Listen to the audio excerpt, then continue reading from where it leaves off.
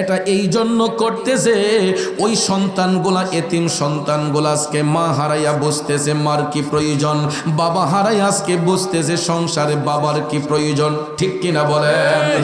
এই জন্য যুবক আল্লাহ রাব্বুল আলামিন সূরা বনী ইসরাঈলের 23 নম্বর আয়াতে পাকের শুরুতেই বলেছেন বিসমিল্লাহির রহমানির রহিম ওয়া ক্বাদা রাব্বুকা আল্লা তা'বুদু ইল্লা ইয়্যাহু ওয়া বিল ওয়ালিদাইনি ইহসানা। আল্লাহ তাআলা বলে জগতের সন্তানেরা আল্লাহ ব্যতীত তোমরা অন্য কারো ইবাদত করো না।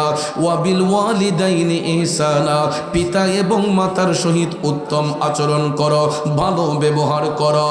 এই আয়াতে পাকের তাফসির করতে যাইয়া জগৎ বিখ্যাত তাফসির রুহুল বয়ান প্রমাণ করেছে আমরা দুনিয়ার সন্তানগুলা মা বাবার কাছে মৃত্যু অবধি পর্যন্ত ঋণী হইয়া থাকি।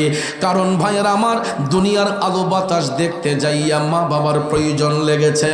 শুধু তাই নয় রে, আমরা মায়ের গর্ভ থেকে ভূমিষ্ঠ হওয়ার সাথে সাথে আমরা যখন প্রস্রাব করেছি, পায়খানা করেছি, মায়ের বিছানাটা ভিজাইয়া দিয়েছি, মায়ের কোলে প্রস্রাব পায়খানা করে দিয়েছে। মা কোনদিন তার জাদুরে দূরে সরাইয়া দেয় নাই। ওই মা নাকের মধ্যে কোনো পারফিউম ব্যবহার করে নাই, রুমের মধ্যে কোনো এয়ার ফ্রেশনার দেয় নাই। দুই হাত দিয়া মা সন্তানের প্রস্রাব পায়খানা পরিষ্কার করছে। আজকে ওই সন্তানগুলা বড় হইয়া যখন মা বাবারে কষ্ট দেয়, আল্লাহর আরশটা তখন কাইপা উঠে। এই জন্য আল্লাহ রাব্বুল আলামিন এই আয়াতে পাকের পরবর্তী অংশে বলতেছেন ইম্মা ইয়াবলুগান্না ইনদাকাল কিবরা আহাদুহুমা আও কিলাহুমা ফালা তাকুল লাহুমা উফফিন ওয়ালা তানহারহুমা ওয়া কুল লাহুমা কাওলান কারীমা। উচ্চস্বরে বলুন ঘোষণাকার। আমার আল্লাহ বলে সন্তান মা বাবার দুইজনের কোনো একজন অথবা তাদের উভয়ে তোমাদের নিকট অসুস্থ হয়ে গেলে, বার্ধক্যের বয়সে চলে গেলে, আমার আল্লাহ কয় সন্তান রে, ওই মা বাবাকে ধমক দেয়া কথা বলিও না, তাদের সঙ্গে এমন আচরণ করিও না যাতে তারা উফ শব্দটা পর্যন্ত ব্যবহার করে। এ বাবাজিরা, আমার বন্ধুরা, এই আয়াতে পাকের তাফসীর করতে গিয়েও রুহুল বয়ান প্রমাণ করেছে সমাজের কোনো মা কোনো বাবা তার সন্তানকে অন্তর থেকে অভিশাপ দেয় না, বদ্দা করে না। কিন্তু আমরা সন্তানগুলা মা বাবার দিলের মধ্যে যেই আঘাত দেই, কষ্ট দেই, এই কষ্টটা যখন আল্লাহর আরশে যায়, আমার আল্লাহর আরশটা তখন থর থর কইরা কাইপা ওঠে। জোরে জোরে কন্যা আল্লাহু আকবার। এই জন্য কবি বলেছেন তোমরা কোনোদিনও মা বাবার দিলেতে আঘাত দিও না, তোমরা কোনোদিনও মা বাবার মনেতে কষ্ট দিও না। ওরে পৃথিবীতে মায়ের মতো আপন কেউ হবে না, পৃথিবীতে বাবার মতো আপন কেউ হবে না। তোমরা কোনোদিনও মা বাবার দিলেতে কষ্ট দিও না। যুবক বন্ধুরা, আজকে এই মাহফিলকে জড়িয়ে করে আপনারা তাকায়া দেখেন কতগুলা দোকানপাট নিয়ে বসেছে, কতগুলা ভাই দোকান খুলে বসেছে, ব্যবসা বাণিজ্য করতেছে। ওই দোকানদার ভাইকে যদি জিজ্ঞেস করা হয়, দোকানদার ভাই আপনি ব্যবসা করে যেই টাকাটা ইনকাম করবেন, ওই টাকাটাকে আপনি নিজে খরচ করবেন না সংসারে করবেন, দেখবেন দোকানদার ভাই আপনাকে বলে দিবে যে আমার 3টা 4টা সন্তান আছে, আমার পরিবার আছে, এদের ভরণ পোষণ করতে হয়, এই জন্য আমি এখানে দোকান নিয়ে বসেছে। আর যারা দোকানের কাস্টমার হয়েছে, এ ছোট্ট বাবাজিরা, তোমরা তো সারা দিন থেকে বাবার কাছে বায়না ধরে রাখছো আমি দোকান থেকে এই জিনিসটা ক্রয় করব, আমি দোকান থেকে এই জিনিসটা খাইব। তুমি সন্তানের 1 টাকা ইনকামিং সোর্স নাই, তুমি সন্তানের 1টা টাকা ইনকামিং সোর্স নাই। তোমার বাবা দিনমজুর হতে পারে, তোমার বাবা রিক্সা চালক হতে পারে, তোমার বাবা অটো চালক হতে পারে, তোমার বাবা কৃষি কাজ করতে পারে, মুদিমালের ব্যবসায়ী হতে পারে, তরকারি ব্যবসায়ী হতে পারে। এরপর আমরা ছোট্ট সন্তানগুলা গিয়া যখন ডাক দিয়া কই, আব্বা আমারে 50 টাকা দাও, আমি দোকান থেকে এই জিনিসটা কিনবো। বাবার কাছে টাকা না থাকলে আম্মা আব্বার কাছে টাকা চাইলাম, আব্বা কইছে তোমার কাছে আসতে। দেখবেন মা জননী সন্তানের মুখের দিকে তাকাইয়া মা যেই টাকাটা সেভ করে রাখছিল ওখান থেকে দেখবেন সন্তানের মন খুশি করার জন্য কিছু টাকা হাতে দিয়া কয়, তোর আব্বারে শুনাইস না, তাড়াতাড়ি যাইয়া কিন্না লইয়া। এ বাবাজির আবার এইরকম মা যাদের অন্ধকার কবরে আছে রে, ওই বাবা যাদের অন্ধকার কবরে আছে, একটু ভাইবা দেখো যুবক, আজকে তোমাকে একটা টাকা দেওয়ার মতো কেউ নাই। কারণ ঘরের মধ্যে মা থাকলে বাবা থাকলে বিরাট বড় একটা ছায়া মাথার উপরে থাকে, ঠিক কিনা বলেন? ওই ছায়াটা যার মাথার উপর থেকে চলে যায়, ওই সন্তানগুলা বুঝতে পারে জিন্দেগি কত কষ্টের, জীবনটা যে যত কষ্টের, কত কষ্টের জিন্দেগি। যার ঘরে মা নাই বাবা নাই ওই সন্তানটা বুঝতে পারে। এই জন্য আল্লাহ রাব্বুল আলামিন বলছে, সন্তান মা বাবার দুইজনের কোনো একজন অথবা তাদের উভয় তোমাদের নিকট অসুস্থ হয়ে গেলে, বার্ধক্যের বয়সে চলে গেলে, ওই মা বাবারে কোনো দিন ধমক দিয়া কথা বলিও না, তাদের সঙ্গে চোখ রাঙ্গাইয়া কথা বলবা না, যাতে এরা উফ শব্দটা ব্যবহার করে। কারণ ভাইয়ের আমার, বন্ধুরা আমার, আমরা সন্তানগুলারে মোটা তাজা করার জন্য, আমাদেরকে মানুষের মতো মানুষ বানাইবার জন্য ওই বাবার যৌবনটা শেষ করে দিয়েছে, মায়ের যৌবনটা শেষ করে দিয়েছে। আর আমরা সন্তানগুলা উপযুক্ত হইয়া যখন ওই বাবারে কষ্ট দেই, মারে কষ্ট দেই, আমার আল্লাহর আরশটা তখন থরথর কইরা কাইপা উঠে। আল্লাহু আকবার কি বলা যাবে না? এই জন্য আমার আল্লাহ বলেন, ওয়াখফিদ লাহুমা জানাহাযুল্লি মিনার রাহমা। আল্লাহ কয়, সন্তান চোখ রাঙ্গাইয়া মা বাবার সঙ্গে কথা বলবা না, দুই হাত বের করে দিয়া মা বাবার সেবার মধ্যে মাশগুল হইয়া যাও, মা বাবার গোলামির মধ্যে মাশগুল হইয়া যাও। আমরা করতে বাধ্য, কারণ তাফসিরে রুহুল বয়ান প্রমাণ করেছে আমরা মা বাবাকে কেনই যত্ন করব না।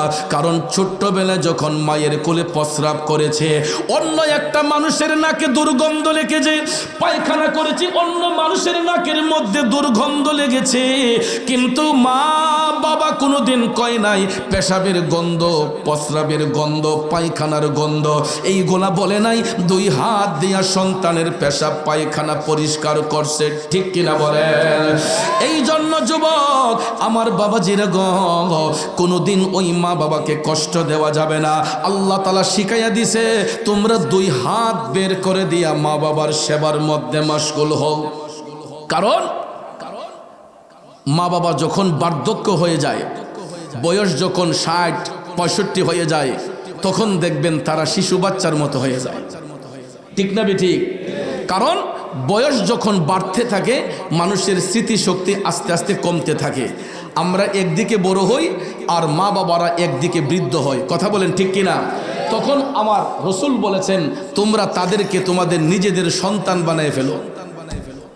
তখন তোমরা নিজেদের সন্তান বানিয়ে ফেলো মা বাবাকে। কারণ যেই রকম ভাবে তোমাদের প্রস্রাব পায়খানা মা বাবা পরিষ্কার করছে, ওই মা বাবা যখন বার্ধক্যের বয়সে চলে যায়, তোমরা নিজ হাতে মা বাবার সেবা করো, মা বাবার পেশাব পায়খানা পরিষ্কার করো। এরপরেও তাদেরকে ধমক দিয়া কথা বলবা না। আর আল্লাহ তাআলা বলছেন, যদি তোমার মা বাবা দুনিয়া থেকে চলে যায়, তোমরা আমি আল্লাহর কাছে এই আয়াতে পাকের ওসিলা ধরো, ওয়াকুর রাব্বিরহামহুমা কামা রাব্বায়ানি সগীরা। আল্লাহ কয়, আমার কাছে ডাক দিয়া কও, আল্লাহ আমার মা বাবার উপর তুমি রহম হইয়া যাও, দয়াশীল হইয়া যাও। যেমনি ভাবে ছোট্টবেলা আমার মা বাবা আমাকে লালন পালন করেছে, আদর সোহাগ দিয়েছে, যত্ন করেছে, আল্লাহ গো আমার মা বাবাকে তুমি আমি সন্তানের মতো মায়া করো, দয়া করো।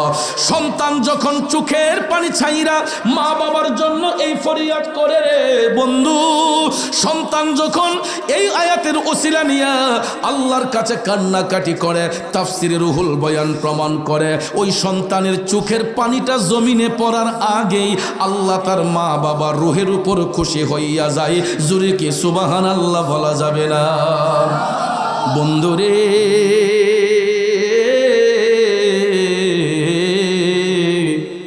হাদিস শরীফের মধ্যে আমার নবী কামলিওয়ালা বলছেন, যেই সন্তান রাইখা মা বাবা অন্ধকার কবরে চলে যায়, ওই সন্তান যদি মা বাবার জন্য চোখের পানি সাইরা কান্দে, ওই সন্তান যদি মা বাবার জন্য চোখের পানি সাইরা কান্দে, ওই পানিটার অবস্থা সম্পর্কে আমার রাসূল বলেছেন, এ সন্তান শুনো রে, আমার নবী বলছে, সন্তান যদি তার মৃত মা বাবার জন্য মাগফিরাত কামনা করে যদি চোখের পানি সাইরা দেয়, ওই চোখের পানিগুলা এক ধরনের মাছি আছে বাজান, ওই মাছির মাধ্যমে মাছির নাকের মুখে নিয়া, মাছির মুখে ওই পানিগুলা নিয়া মা বাবার কবরের ভিতর নিয়া ছিটাইয়া দেয়।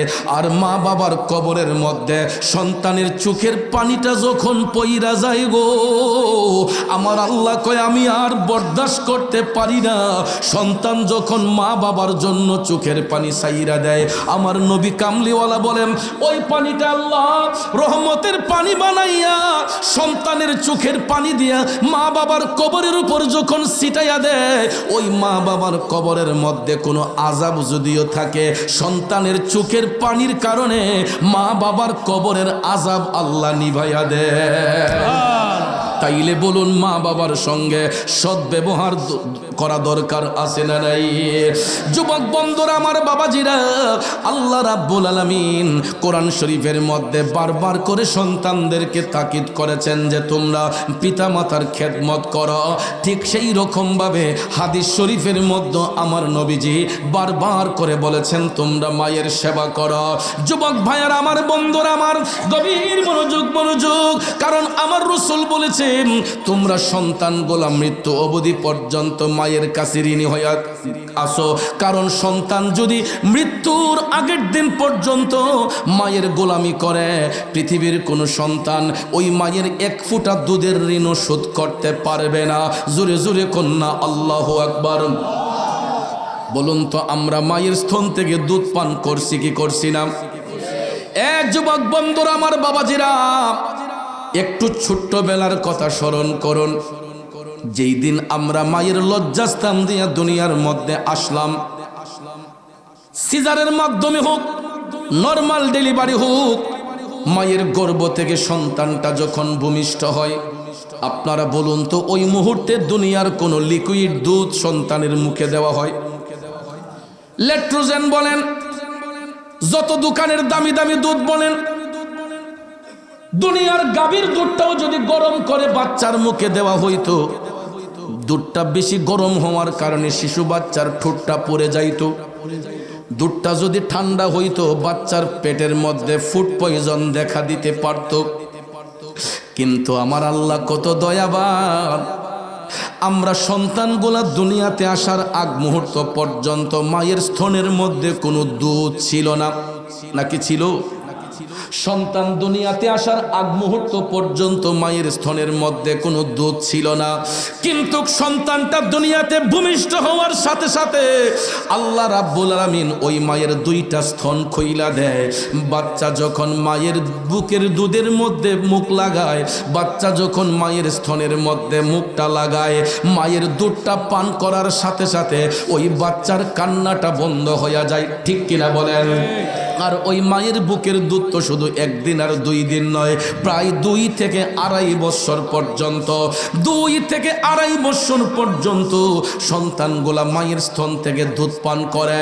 বন্ধুরে, আমার রাসূল বলেছেন 2-2.5 বছর না, তুমি যে 1 ফোঁটা দুধ পান করছো, এই একটা ফোঁটা দুধের ঋণ পৃথিবীর কোনো সন্তান মৃত্যুর আগ পর্যন্ত শোধ করতে পারবে না। আওয়াজ করে বলুন ঠিক না বেঠে? এই জন্য কবি বলেছেন, ও মায়ের একদার দুধের দাম কাটিয়া গায়ের চাম, একদার দুধের দাম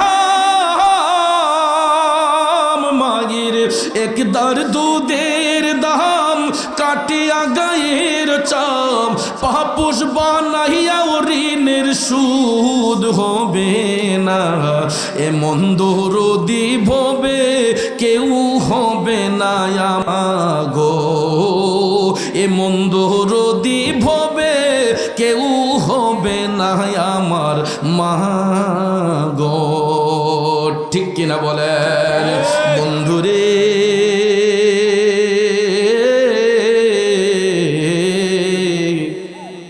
দেখবেন ছোট্টবেলায় আমরা যখন দুষ্টামি করেছি, খেলাধুলা করতে যাইয়া দুই বন্ধু ঝগড়া বেঁধেছি, পাশের বাড়ির একটা ছেলেরে মারছি, বাড়ির মধ্যে বিচার আসছে, মা দুঃখিনী দেখবেন পাগলের মতো হয়ে গেছে।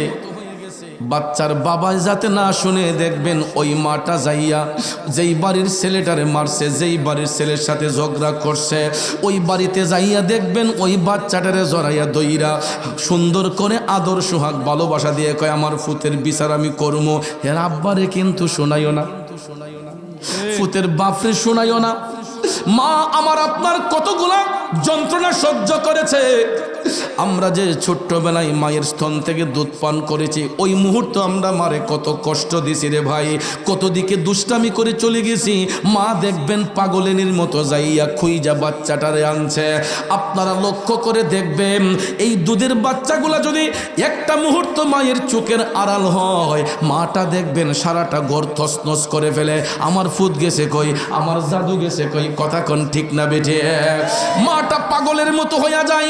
এ যুবক, ওই মারে আমরা ছোট্টবেলায় কত কষ্ট দিয়েছি, কত যন্ত্রণা দিয়েছি। আমার নবী বলছেন তোমরা যে ছোট্টবেলায় মাকে কষ্ট দিয়েছ, মার স্তন থেকে দুধ পান করেছ, মৃত্যুর আগ পর্যন্ত ওই সন্তান যদি তার মার গোলামি করে, একটা ফুটা দুধের ঋণও শোধ করা যাবে না। আর ভাইয়ের আমার, যেই সন্তানের উপর মা বাবা খুশি রে, ওই সন্তানটা আল্লাহর ওলি হইয়া যায়। আর যেই সন্তানের উপর মা বাবা নারাজ, সে আল্লাহর অভিশপ্ত হইয়া যায়, আল্লাহর কাছ থেকে লানত প্রাপ্ত হইয়া যায়। তাইলে বলুন, পিতামাতার সঙ্গে ভালো আচরণ করা দরকার আছে না নাই? জোরে বলেন আছে না নাই? এ বন্ধুরা আমার, বাবাজিরা রে, মায়ের সেবা কইরা আল্লাহর ওলি হয়েছিলেন হযরতে শেখ ফরিদ রহমাতুল্লাহ আলাইহি। আল্লাহর ওলি শেখ ফরিদের জীবনীটা পরে দেখবেন, তিনি খুব সাদামাটা একটা জীবন কাটাইতেন। শেখ ফরিদ খুব সাদামাটা জীবন কাটাইতেন, মার সেবা করতেন, সাদামাটা জীবন কাটাইতেন। কোনোদিন কারো কাছে ঋণের মুখাপেক্ষী হইতেন না। এমন মানুষ দুনিয়াতে আছে না নাই? কেউ দেখবেন মাথার উপরে ঋণের বোঝা থাকলে তার কোনো টেনশন থাকে না, ঋণটা যে পরিশোধ করতে হবে, পাওনাটা যে দিতে হবে, এই রকম টেনশন অনেকের মধ্যে থাকে না। আবার কিছু কিছু মানুষ দেখবেন তার মাথার উপরে যদি 1 টাকাও ঋণ থাকে, ওই লোকটা টেনশন করে কবে আমি আমার পাওনাটা শোধ করব। কথা কোন ঠিক না? মায়ের সন্তান শেখ ফরিদ, তিনি খুব সাদামাটা জীবন কাটাইতেন। বাজান, এখনো কিছু ভালো মানুষ পৃথিবীতে আছে বিদায় জগৎটারে আমার আল্লাহ টিকায়া রাখছে। আর নাইলে সকাল থেকে সন্ধ্যা পর্যন্ত আমি আপনি যতগুলা অন্যায় করি, পাপ করি, আমাদের পাপের কারণে এই জমিনটা কবেই ধ্বংস হইয়া যাইত। আমি আপনি যেই জুলুম, নির্যাতন, অন্যায়, অত্যাচার করি, কবেই জমিনটা ধ্বংস হইয়া যাইত। এখন পর্যন্ত কিছু কিছু ভালো মানুষ এই জমিনে থাকার কারণে, কিছু কিছু ভালো মানুষ জমিনে বিচরণ করার কারণে আমার আপনার হাজারটা অপরাধকে আল্লাহ তাআলা তাদের উসিলায় ঢাইকা রাখে। ঠিক কিনা বলেন? এই জন্য যুবক, আল্লাহর ওলি শেখ ফরিদ খুব সাদামাটা জীবন তিনি কাটাইতেন। কোনোদিন কারো নিকট তিনি ঋণের মুখাপেক্ষী হতেন না। প্রতিদিন তিনি ব্যবসা করতেন। ব্যবসা কইরা বাড়িতে যখন আসতেন, শোবার ঘরে যাইয়া শেখ ফরিদ চিন্তা করতেন, দেখি তো সারাটা দিন যে ব্যবসা করলাম, আমার কাছে কারো কোনো টাকা পয়সা পাওনা আছে নে।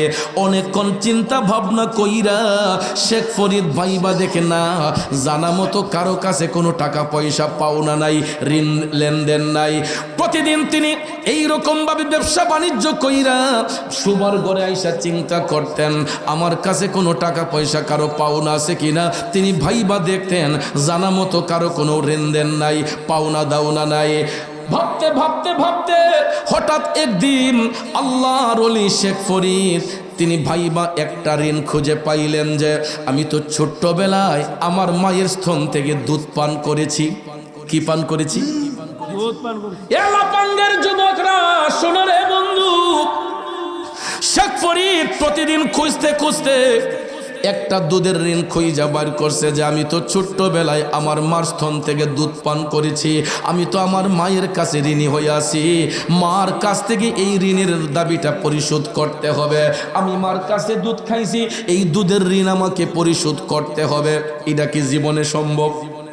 কথা কোন সম্ভব? সব ঋণ পরিশোধ করতে পারলেও মায়ের বুকের দুধের ঋণ পৃথিবীর কোনো সন্তান কোনো টাকা পয়সা সম্পদ দিয়া শোধ করতে পারবে না। যুবকরা আমার, ও বাবাজিরা আমার, গভীর মনোযোগ। শেখ ফরিদ সারাটা রাত বিছানার মধ্যে পাখির মতো ছটফট ছটফট করলেন। সারাটা রাত শেখ ফরিদ পাখির মতো ছটফট করলেন। কখন সকাল হবে তিনি মায়ের কাছে আইসা দুধের ঋণ মুক্ত নিবেন, কখন তিনি মায়ের কাছে আসবেন, মার কাছে দুধের ঋণের শোধ পরিশোধ করার আবদার করবেন। এই রকম ভাবে শেখ ফরিদ বিছানাটার মধ্যে ছটফট ছটফট করতেছেন। করতে করতে দেখা যায় রাত চলে গেছে। হঠাৎ করে দেখা যায় মসজিদের মাইকের মধ্যে এলান শোনা যায়, আসসালাতু খায়রুম মিনান নাওম। আল্লাহু আকবার। আপনারা বলেন, এই আওয়াজটা শুনলে কোনো মানুষ কি আর বিছানায় পিঠ রাখতে পারে? সাত রাতের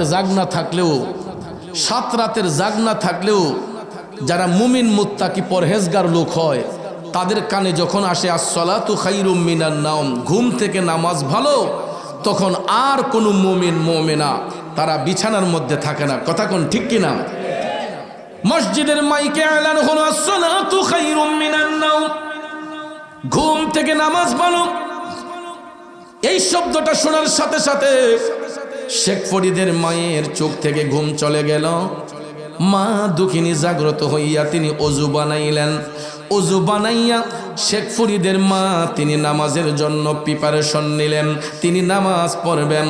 নামাজ পড়ার পরে শেখ ফরিদ তিনিও মসজিদের মধ্যে নামাজে গেলেন। বন্ধুরা আমার, বাবাজিরা আমার, মুমিন ব্যক্তি যারা হয়, আল্লাহওয়ালা ব্যক্তি যারা হয়, এরা একটা ওয়াক্ত নামাজ কাজা করে না রে বাজান, একটা ওয়াক্ত নামাজ তারা ছাড়ে না। আল্লাহর ওলি যারা হয় তারার অন্তরের মধ্যে সব সময় আল্লাহর ভয়ে জাগ্রত করে থাকে। ঠিক না বেঠে? সব সময় তাদের অন্তরে আল্লাহর ভয় থাকে। এই জন্য আল্লাহর ওলি শেখ ফরিদও তিনি নামাজ পড়ার জন্য মসজিদে গেলেন। মা দুঃখিনী ঘুম থেকে ওইটা তিনি ওযু বানাইয়া ফজরের নামাজ পড়লেন। শেখ ফরিদ নামাজ পড়ে শিশির ভেজা সকালে তিনি যখন মায়ের ঘরের দিকে আসতেছেন, এমন সময় আয়েশা দেখে গো শেখ ফরিদের মা নামাজ শেষ কইরা মধুর কণ্ঠে কোরআন তেলাওয়াত করে। কি তেলাওয়াত করে? কোরআন তেলাওয়াত করে। আর এখনের মারা তারা সারা রাত সিরিয়াল দেখা মোবাইল টিপা ফজরের নামাজ পড়বে দূরের কথা, ঘরের দরজা খুলতেই নারাজ। কথা বলে না? গ্রাম তো এখন আর গ্রাম না, গ্রামও এখন শহর হয়ে গেছে। ঠিক না ঠিক? গ্রামও এখন শহর হয়ে গেছে। যুবক ভাইয়ার আমার, বন্ধুরা আমার, তখনকার যুগের মা বোনেরা চুলার মধ্যে রান্না করতে গেলেও লাকড়ির চুলা জ্বালাইয়া রান্না করতে হইছে। আর এখন কিন্তু ঘরে ঘরে গ্যাস আছে। কিন্তু ভাইয়ার আমার, বর্তমানে যদিও গ্যাসের ক্রাইসিস হয়, মানুষের পকেটে টাকা আছে, দেখবেন মোটা অঙ্কের টাকা দিয়ে হইল সিলিন্ডার কিনে আনে। সমস্যা তো চতুর্দিকে। একদিকে তো সমস্যা না, একদিকে গ্যাসের দাম বাড়ছে, গ্যাস কোনো জায়গায় পাওয়াই যায় না। কথা কোন ঠিক না ঠিক? আবার কিনতে গেল অনেক টাকা গুনতে হয়। কথা কোন ঠিক না? দেশের উপর একটা বড় ধরনের করবালা যাচ্ছে, অনেক বড় ধরনের একটা ঝড়ঝাপটা যাচ্ছে। আমরা সাধারণ মানুষগুলা বিপাকে পড়ে আছি। কথা কোন ঠিক কিনা? গভীর মনোযোগ। সেই দিকে গেলে আলোচনা লম্বা হয়ে যাবে। এই জন্য আমি সেই দিকে যাব না। আগেকার যুগের মা চাচিরা চুলার মধ্যে রান্না করেছেন লাকড়ি দিয়া। বন্ধুরা আমার, বাবাজিরা, তাদের নামাজ ঠিক ছিল, কোরআন তেলাওয়াত ঠিক ছিল, তাদের ঈমান আকীদা মজবুত ছিল। কিন্তু বর্তমান জামানায় আমাদের ঈমান আকীদা দুর্বল হচ্ছে, কিন্তু যুগ সামনের দিকে যাচ্ছে, ডেভেলপ হচ্ছে। অর্থনৈতিকভাবে আমরা জোরদার হলেও আমাদের ঈমান আকীদা আস্তে আস্তে বরবাদ হইয়া যাইতেছে। ঠিক কিনা বলেন বন্ধুরা আমার, বাবাজিরা? এখনকার সময়ে হাঁটি বাড়ি দিয়ে হাঁটলে পরে কোরআনের আওয়াজ শোনা যায় না, কিন্তু আগেকার সময়, আগেকার কথা কেন বলবো, আমরা যখন ছোট্ট ছিলাম, আমরা যখন এলাকার মধ্যে থাকতাম, গ্রামে থাকতাম, তখন আমরা দেখতাম সকালবেলা অনেক বাড়ির উঠানের মধ্যে বাপ চাচারা তারা চাটি বিছাইয়া ফজরের নামাজ পড়ে কোরআন তেলাওয়াত করছে, মা বোনরা ঘরের ভিতরে তারা কোরআন তেলাওয়াত করছে, নামাজ পড়ছে। ঠিক না বেঠে? তখনকার সময় খাবার দাবারও মজা ছিল, এত রোগ বেমারও ছিল না। কিন্তু বর্তমানে যুগ যদিও উন্নত হয়েছে, কিন্তু দেখবেন মানুষের শরীরের মধ্যে রোগ বেমার বেশি। ঠিক না বেঠিক? এটার বাচ্চারা কথা বলো কেন বাবা? আপনাদেরকে খারাপ লাগতেছে? খুব কষ্ট করে সময়টা বের করেছি, সময় তো ছিল না। আজকে যে মাহফিলটা পাইছেন, এটা তো ভাগ্যক্রমে পাইছেন। এত শর্ট টাইমে কি আমি কোথাও মাহফিল দেই নাকি? আজকে আপনাদের নসিব ভালো, যেখানে প্রোগ্রাম ছিল বাঞ্ছারামপুর, নির্বাচনী প্রচারণার কারণে, নিষেধাজ্ঞার কারণে ওইখানে মাহফিলটা স্থগিত, যেই কারণে আজকে আপনাদেরকে আমি ডেটটা দিতে পেরেছি। নাইলে কি এত হস্তা ফাইলেছেন আমারে? অনেক কষ্ট করে পাইছি মিয়া। এত কথা বললে আপনারা আর আনছেন কে? আপনারা নিজে রেওয়াজ করে নিতেন,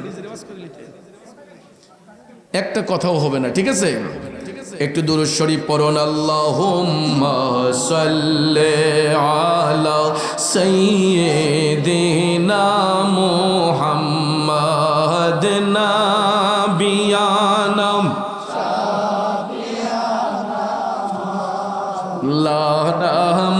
মুহাম্মাদ নাবিয়ানা।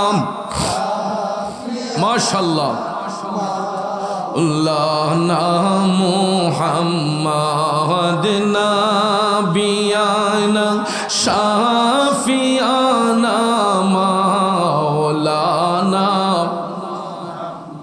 বাবাজিরা আমার, বন্ধুরা আমার, বলতেছিলাম কি, আগেকার যুগের মা চাচিদের ঈমান আমল মজবুত ছিল, তাদের তাকওয়া মজবুত ছিল, এই জন্য তাদের হাতের খাবারগুলোর মধ্যে বরকত ছিল।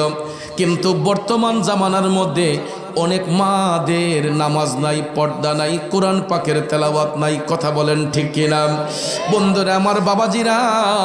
কোনো এক সময় যখন মেয়ে চাইতে যাইতো, ছেলের জন্য যখন মেয়ে চাইতে যাইতো, আগে বরপক্ষরা গিয়েই বলতো, মেয়ে যখন দেখতে যাইতো প্রথমে জিজ্ঞেস করতো, মা আপনি কি কোরআন শরীফ পড়ছেন নি? ঠিক না ঠিক? কোরআন শরীফ পড়ছেন নি গো মা? তখন যদি কইতো পড়ছি, মা সূরা ফাতিহাটা একটু শুনান, সূরা ইখলাসটা শুনান। আগেকার যুগে বাপ চাচারা যখন ছেলের জন্য মেয়ে চাইতে গেছে, আগে এই জিনিসটা জিজ্ঞেস, মা গো আপনি কোরআন শরীফ পড়তে পারেননি, একটু আলহামদু শরীফটা বলেন তো, সূরা ইখলাসটা বলেন তো। তখন ওই যুগের মেয়েরাও, মা বোনরাও তারা সুন্দর করে পয়রা শোনায় দিত। ঠিক না ঠিক? কিন্তু ভাইয়ার আমার, বর্তমান জামানায় আমরা টাকাওয়ালা হয়ে গেছি, সম্পদওয়ালা হয়ে গেছি, এই জন্য খালি রূপ সুন্দরী কদুরমা বিচারি। কথা বলেন ঠিক না ঠিক? গিয়া জিজ্ঞেস করে না যে মাগো তোমার আরবি পড়ালেখা আসেনি, তুমি কোরআন শরীফটা পড়তে পারোনি, তুমি ভালো কইরা নামাজের নিয়তগুলা জানোনি, এইগুলা জিগায় না। আগে দেখে মেয়েটার ফিটনেস ঠিক আসেনি, মেয়েটা লম্বা আসেনি, মেয়েটা স্মার্ট নি, চামড়াটা দোলানি, ইডিয়াকে বিচারে। কথা কোন ঠিক না ঠিক? ভাইয়ার আমার, বন্ধুরা আমার, আপনি রূপ সুন্দর দিয়া কি করবেন যদি তার গুণ সুন্দর না হয়? এই জন্য রূপের পূজারী হইবেন না, গুণের পূজারী হইবেন। মুরব্বীরা গ্রামের ভাষায় বলে, জাতের মেয়ে কালো ভালো, নদীর জল গোলাও ভালো। ঠিক না বেঠিক? আপনি জাত দিয়া, বন্ধুরা আমার, এই আপনার রূপ দিয়া কি করবেন, চামড়া সুন্দর দিয়া কি করবেন যদি তার চরিত্র সুন্দর না হয়? এখনো যদি আমরা চরিত্রবান মেয়ে খুঁজতে যাই, দেখবেন একটা ভালো মেয়ে যদি ঘরের মধ্যে আনেন, ওই পেট থেকে যেই সন্তানগুলা ভূমিষ্ঠ হবে এই সন্তানগুলো নেককার হবে। মেয়েটা যদি আমলি হয় দেখবেন পরিবারটা সুন্দর হয়। মেয়েটা যদি বেআমলি হয়, মাটা যদি বেআমলি হয়, ওই ঘরের মধ্যে কোনোদিন রহমত আসবে না, ওই পেট থেকে কোনোদিন নেককার সন্তান আসবে না। এই জন্য আমি প্রায় মাহফিলে একটা ছন্দ বলি, বাপ বালা যার ফুত বালা তার মা বালা তার জি, গাই বালো তার বাসুর বলো, দুধ বালো তার ঘি। আরে বাবা ভালো তো ছেলে ভালো, মা ভালো তো জি, গাই ভালো তো বাসুর ভালো, দুধ ভালো তো ঘি। বাজান রে, গাছের গোড়া যদি সুন্দর হয় আগার ফল সুন্দর হয়, গোড়ায় যদি সমস্যা হয় আগার ফল কোনোদিন সুন্দর হয় না। এই জন্য মা বাবা যদি নেককার হয়, মা বাবা যদি আমলি হয়, ওই পেট থেকে ওই জাত থেকে সবসময় ভালো কিছু আসবে। আর মা বাবার চরিত্রের মধ্যে যদি কোনো সমস্যা থাকে তাইলে এই ঘর থেকে কোনোদিন নেককার সন্তান আসবে না। কথা বলেন ঠিক না বেঠে? বন্ধুরা আমার, বাবাজিরা, আল্লাহর ওলি শেখ ফরিদের মায়ের কথা বলেছিলাম। ওই মা ফজরের নামাজ পড়া শেখ ফরিদ মায়ের কাছে আসলেন। আয়েশা দেখে গো মা কোরআন তেলাওয়াত করতেছে। সুবহানাল্লাহ। মুসলমানদের উত্তম সংবিধান, মানব জাতির উত্তম সংবিধান মহাগ্রন্থ আল কোরআন। এই কোরআনকে আমরা ফলো করছি না বিদায় আজকে বিশ্বের দরবারে মুসলমানরা জায়গায় জায়গায় লাঞ্ছিত হচ্ছে, বঞ্চিত হচ্ছে। কারণ পৃথিবীর সবচেয়ে বড় বিজ্ঞান হচ্ছে মহাগ্রন্থ আল কোরআন। এর উপরে কোনো বিজ্ঞান নাই, এর উপরে কোনো দর্শন নাই। কথা বলেন ঠিক না? বাজান আমার, বন্ধুরা আমার, প্রত্যেকের বুক সেলফের মধ্যে তাকালে দেখা যায় শরৎচন্দ্রের বই আছে, ডেল কার্নেগির বই আছে, কত রাইটারের বই আছে, কিন্তু অনেক মুসলিম পরিবারের মধ্যে তাদের বুক সেলফে তাকাইলে একটা কোরআন শরীফ খুঁজে পাওয়া যায় না, একটা হাদিস শরীফ খুঁজে পাওয়া যায় না, একটা ওলি আল্লাহর জীবনী খুঁজে পাওয়া যায় না। ঠিক না বেঠে? আর কি বলবো দুঃখের কথা, অনেক পরিবারের মধ্যে গেলে একটা নামাজের মশলা যদি বিচারি তখন 10 মিনিট লাগে নামাজের মশলাটা বাইর করে দিতে। কারণ নামাজের পরিবেশ নাই ঘরে। অনেক জায়গার মধ্যে গিয়ে যদি জিজ্ঞেস করি একটা নামাজের বিছনা দেন, কয়েকটা দিতাছি, দেখবেন আলমারি খুললা ওই যে সিফার ভিতরে বিদেশি একটা পাইছে গিফট, এটা রাখছে ভিতরে ঢুকাইয়া, জীবনে একদিন খুললা নামাজও পড়ছে না। আছে না নাই? যুবক ভাইয়ের আমার, বন্ধুরা আমার, এই জন্য আমার রসুল বলেছেন নামাজি ব্যক্তিদের ঘরের পরিবেশ থাকবে এক ধরনের, আর বেনামাজির ঘরের সুরত থাকবে অন্য ধরনের।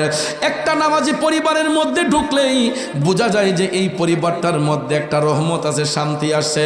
আর বেনামাজির ঘরের মধ্যে ঢুকলেই দেখবেন শুধু ঝগড়াঝাটি, মারামারি, কাটাকাটি। ঠিক না ঠিক?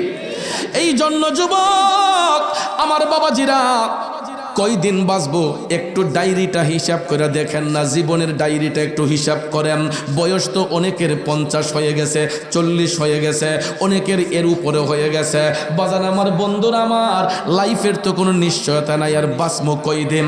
এই জন্য চিটারি বাটফারি ছেড়ে দিয়া, ধান্দাবাজি ছেড়ে দিয়া, ইত্তাকুল্লাহ, আল্লাহকে ভয় করো, নেক আমলের দিকে দাবিত হয়ে যাও। ঘরে মা বাবা থাকলে তাদের সেবার মধ্যে দাবিত হয়ে যাও। বন্ধু, শেখ ফরিদের মা কোরআন তেলাওয়াত করতেছেন। শেখ ফরিদ আয়েশা যখন মায়ের শিয়রে দাঁড়াই আছে, মা তো কোরআন তেলাওয়াতে ব্যস্ত। যখন সন্তানের গায়ের আভাস পাইলেন, শেখ ফরিদের মা কোরআন শরীফ তেলাওয়াত শেষ করলেন। কইরা সন্তানের মুখের দিকে তাকাইছে। সন্তানের মুখের দিকে তাকাইয়া কই, কিরে শেখ ফরিদ, তোর চোখ দুইটা আগুনের মতো লাল হয়ে আসে, জাদু তুই কি ঘুমাস নাই? ও শেখ ফরিদ, কিরে বাবা, রাতের বেলা কি তুই বিছানার মধ্যে ঘুমাস নাই? শেখ ফরিদ তখন ডাক দিয়া বলতেছেন, মা, ও দরদি মা, আসলে গো মা, আমি তো সারাটা রাত্র ঘুমাইতে পারি নাই। কেন রে জাদু, ঘুমাস নাই কেন? শেখ ফরিদ ডাক দিয়া কই, মা, তোমার দুয়ার বরকতে তোমার সন্তান শেখ ফরিদ আজকে এত বড় হয়েছে গো মা। তোমার দুয়ার বরকতে পৃথিবীতে আমি এমন কোনো ব্যক্তি দেখি না যে তোমার সন্তান শেখ ফরিদের কাছে কোনো লেনদেন আছে। জানা সত্যি গো মা, আমি সবার পাওনা দাওনা পরিশোধ করে দিয়েছে। মা গো মা, ও দরদি মা, আমার একটা ঋণ এখনো বাকি আছে গো মা, ওই ঋণটা তো আমি এখনো শোধ করতে পারলাম না। মা ডাক দিয়া কয়, কেঁদে যাদু কি ঋণ তোর বাকি আছে? তখন শেখ ফরিদ আবেগপ্লুত কণ্ঠে ডাক দিয়া কয়, মা গো মা, আমি যখন শিশু ছিলাম, তোমার কোলের শিশু ছিলাম, আমি তো তখন তোমার স্তন থেকে দুধ পান করেছে মা, আমি তোমার স্তন থেকে দুধ পান করেছি মা গো। আমি তো তখন অবুঝ ছিলাম, শিশু ছিলাম, রোজগারি ছিলাম না, আমি তো অনেক দিন তোমার স্তন থেকে দুধ পান করেছে মা গো। আমি তো তোমার কাছে ঋণী হয়ে আছি, এখন আমি উপযুক্ত হয়েছি, আমার ইনকামিং সোর্স আছে গো মা, মোটামুটি আমি চইলাফেরা খাইতেছি, কিন্তু মা আমি তো তোমার কাছে ঋণী হয়ে আছি, আমি তোমার দুধের ঋণটা শোধ করতে চাই। বলো মা, কত টাকা দিলে তোমার দুধের ঋণটা শোধ হবে? আল্লাহু আকবার। আপনারা বলেন তো, মা কি সন্তানের টাকার পাগল, সম্পদের পাগল? এ যুবক বন্ধুরা, আমার বাবাজিরা, শেখ ফরিদ যখন মারি কথা শোনাইলো, মা টপ টপ করে চোখের পানি সাইরা কান্না শুরু করে দিল। পুত্রে, এটা কে শোনাইলে রে জাদু? শেখ ফরিদ কয়, মা কথা বলো না কেন, বলো কত টাকা দিলে শোধ হবে? মা কাঁদতে কাঁদতে মায়ের বাক শক্তি বন্ধ হয়ে গেছে, সন্তানদের জবাব দিব কি, মার জবান দিয়া কোনো কথাই আসে না। শেখ ফরিদ তখন ডাক দিয়া কয়, মা যদি টাকা না চাও, আমি সম্পদ দিয়া হইল তোমার দুধের ঋণ শোধ করব। তখনও মা কথা বলে না। এরপরে শেখ ফরিদ কয়, মা বুঝেছি, টাকা পয়সা তুমি কিছুই চাচ্ছ না, আমি তোমার গোলামি করতেছি গো মা, তোমার গোলামি কইরা হইল আমি তোমার ঋণ শোধ করব। এরপরের দিন থেকে শেখ ফরিদ ব্যবসা বাণিজ্য যাই করেন, তিনি সব সময় মায়ের সেবা করেন, সব সময় মায়ের যত্ন করা শুরু করলেন। করতে করতে দেখা যায়, একদিন নয়, 2 দিন নয়, 1 বছর নয়, 2 বছর নয়, টানা 12টি বছর, এক যুগ। কয় বছর? 12টি বছর পার করলো।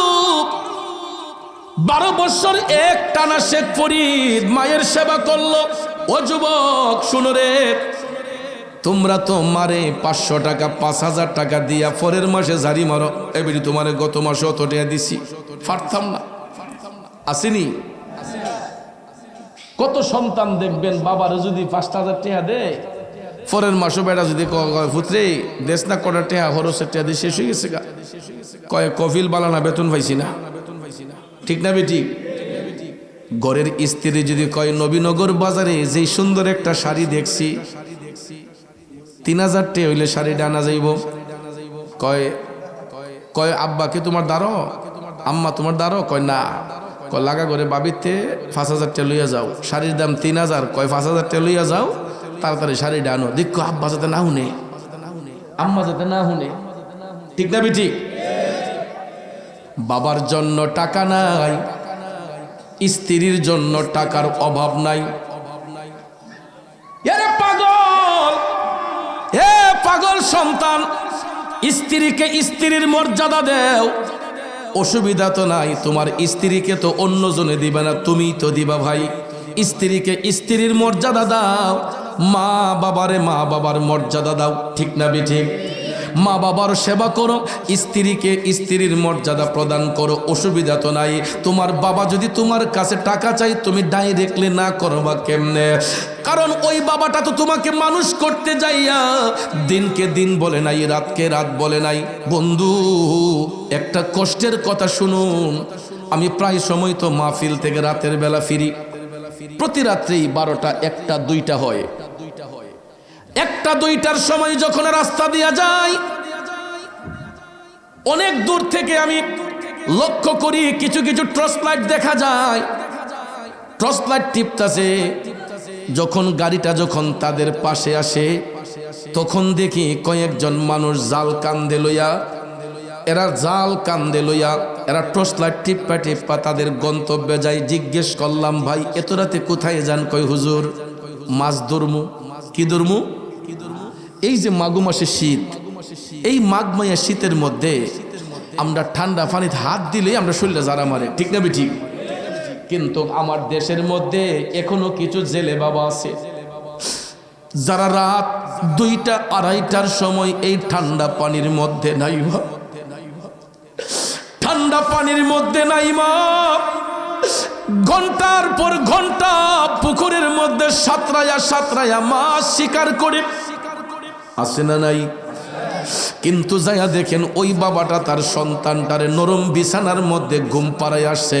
ফুতেরে কষ্ট দিছে না, জাদুর সাথে ঠান্ডা না লাগে, বাচ্চার যাতে কষ্ট না হয়, বাচ্চাটারে কম্বলের নিচে ঘুম পাড়াইয়া এই মাঘ মাসে শীতের মধ্যে বাবাটা পুকুরের মধ্যে নাইমা গোসল, পুকুরের মধ্যে নাইমা সাঁতরাইয়া মাছ শিকার করছে। জিজ্ঞেস করলাম, ভাই এই যে শীতের মধ্যে নাইমা আপনি মাছটা ধরেন, এই রাতের বেলায় মাছ ধইরা কয় টাকা পান? কয় হুজুর মিলে 1800 মিলে। বাগের মাঝে 4 জন 5 জনের জনপ্রতি ভাগে 700-800 টাকা, কোনোদিন 1000 টাকাও মিলে।